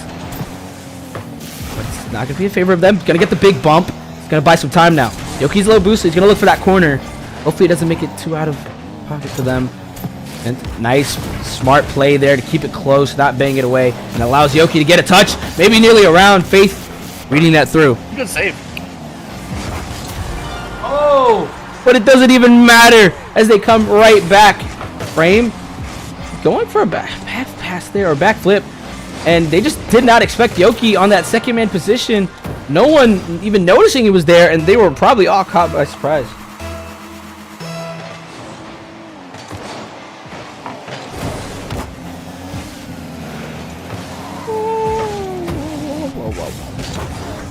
Right. Minute down on the clock, and Fuzzballs looks like they're not letting off the pedal here. Gonna put a lot of pressure here into the Frame. Getting a touch there. I don't think Faith was ready for that. And there it is, a big demo. But the ball's still coming out. Yoki staying close. Darty understanding he has to 50 there. Faith playing it smart. Yoki getting one of his own too. A lot of fakes coming out on both sides. And here he is looking for that pass. Darty's gonna have to come wide. Just gonna hit it across. Synth playing a nice third man, getting close. Micro understanding he needed that touch. Good save for Micro. No, Kunar, what do you think they have to do right now? They're on their back foot. They're trying everything they can right now, but they're I don't know. What do you think F-Nose has to do here? You know, here's what I'm looking at right now. I'm looking at FNOS with 3 saves. They have stopped this or suppressed at least the offense that we've seen so far from the Fuzzballs. I really think that they just need to take the defense that they're doing and turn it into some goals. And I mean, right there. Yeah, I mean, just a great play there from Faith. Darty having to hit that around, and Faith following it all the way through, and Synth a little bit awkward. Just gotta see him capitalize on the defensive stops and turn it into offense like that right there. I think they stay in it. I think what was key to that too was that Yoki went for that pre-jump, trying to cover any sort of angle, make it easier for Darty, but ended up putting him out of the play very long. But Darty's trying to go for this big touch. Frame understands he has to cut that off, but it leaves it in favor of Yoki. Now it's Faith versus Yoki in favor of him. Going up. He doesn't have a lot of boost, so he opts for the pass, but no one there just yet. Frame, though, has some time with low boost. Not sure where all of his boost went. Hopefully he can figure that out. Oh, he tried that. I think I saw a little bit of a wall dash there from Yoki. A nice try on the play, but Darty going in for the shot. The pixelated shades just showing how cool he is, man. Cool guys don't look at explosion as his car drifts away. It was a good shot. I mean, again, the offense from Darty's looked really good this entire series so far. He's really putting on a little bit of an offensive show when he's had his opportunities outside of some of the, I think some of the hesitancy or push for good teammate in game 1. Oh, but Yoki a big dunk. No one's back just yet. Jada's trying to, force that out, do a little bit of a box out action. I like the idea. No one there to follow it though. But it's gonna be safe now for FNOS. Big touch out. Micro was reading that pass all the way through. Again, miscommunication. Frame and Faith on the same level, but it's not good in a scenario like this. Micro, though, went for a good shot. Yoki playing it well. Every time I look at Frame, too, it feels like he's just got very low boost. Always in a comfortable situation. Yoki going for that demo. Couldn't put it on. So no pressure there.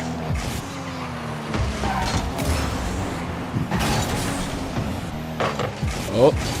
Micro now, getting it nice and high. Frame having to follow.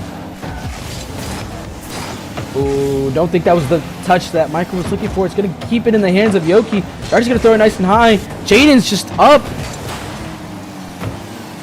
But no shot out of that. I like the play, but no real execution there. But even then, Darty just picks it out.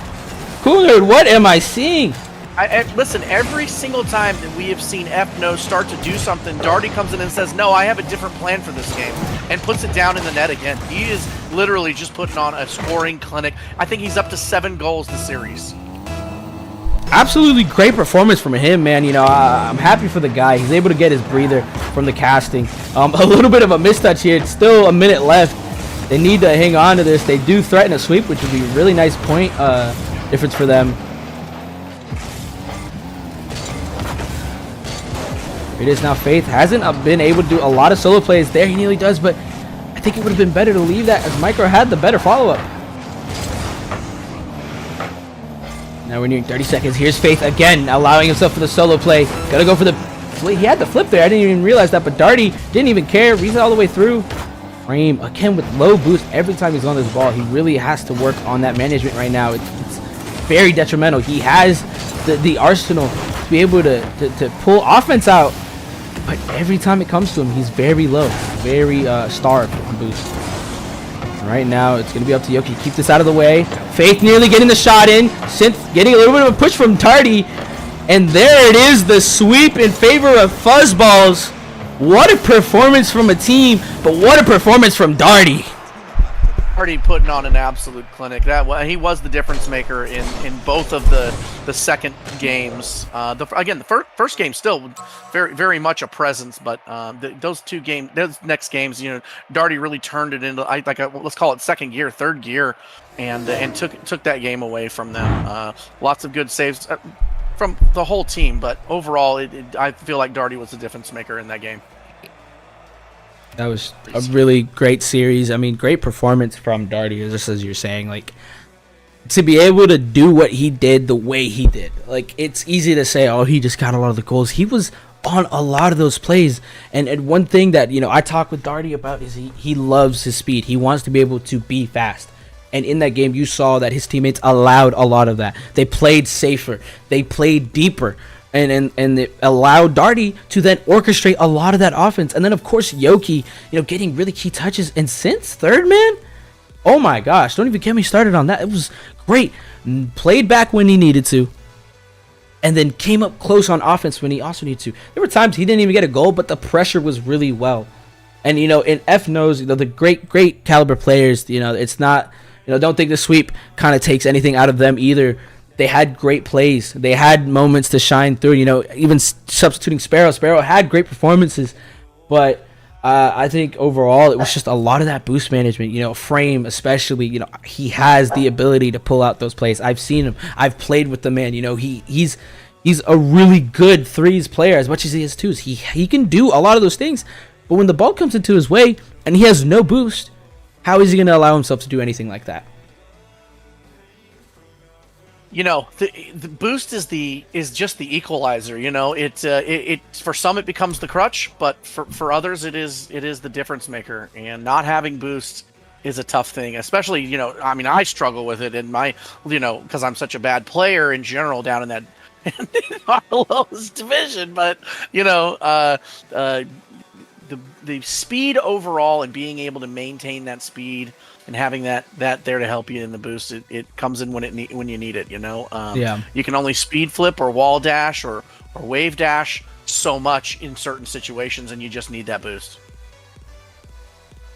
Well, great performances from all the players. As we wrap things up here, let's go back to the league standings. Obviously not updated, but we did see some good performances. Big Ballers with a sweep.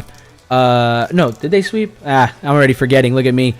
They played great against Blues Ball Chaser, so it's going to give them a nice 3 or 4 points. It was Caster's Curse.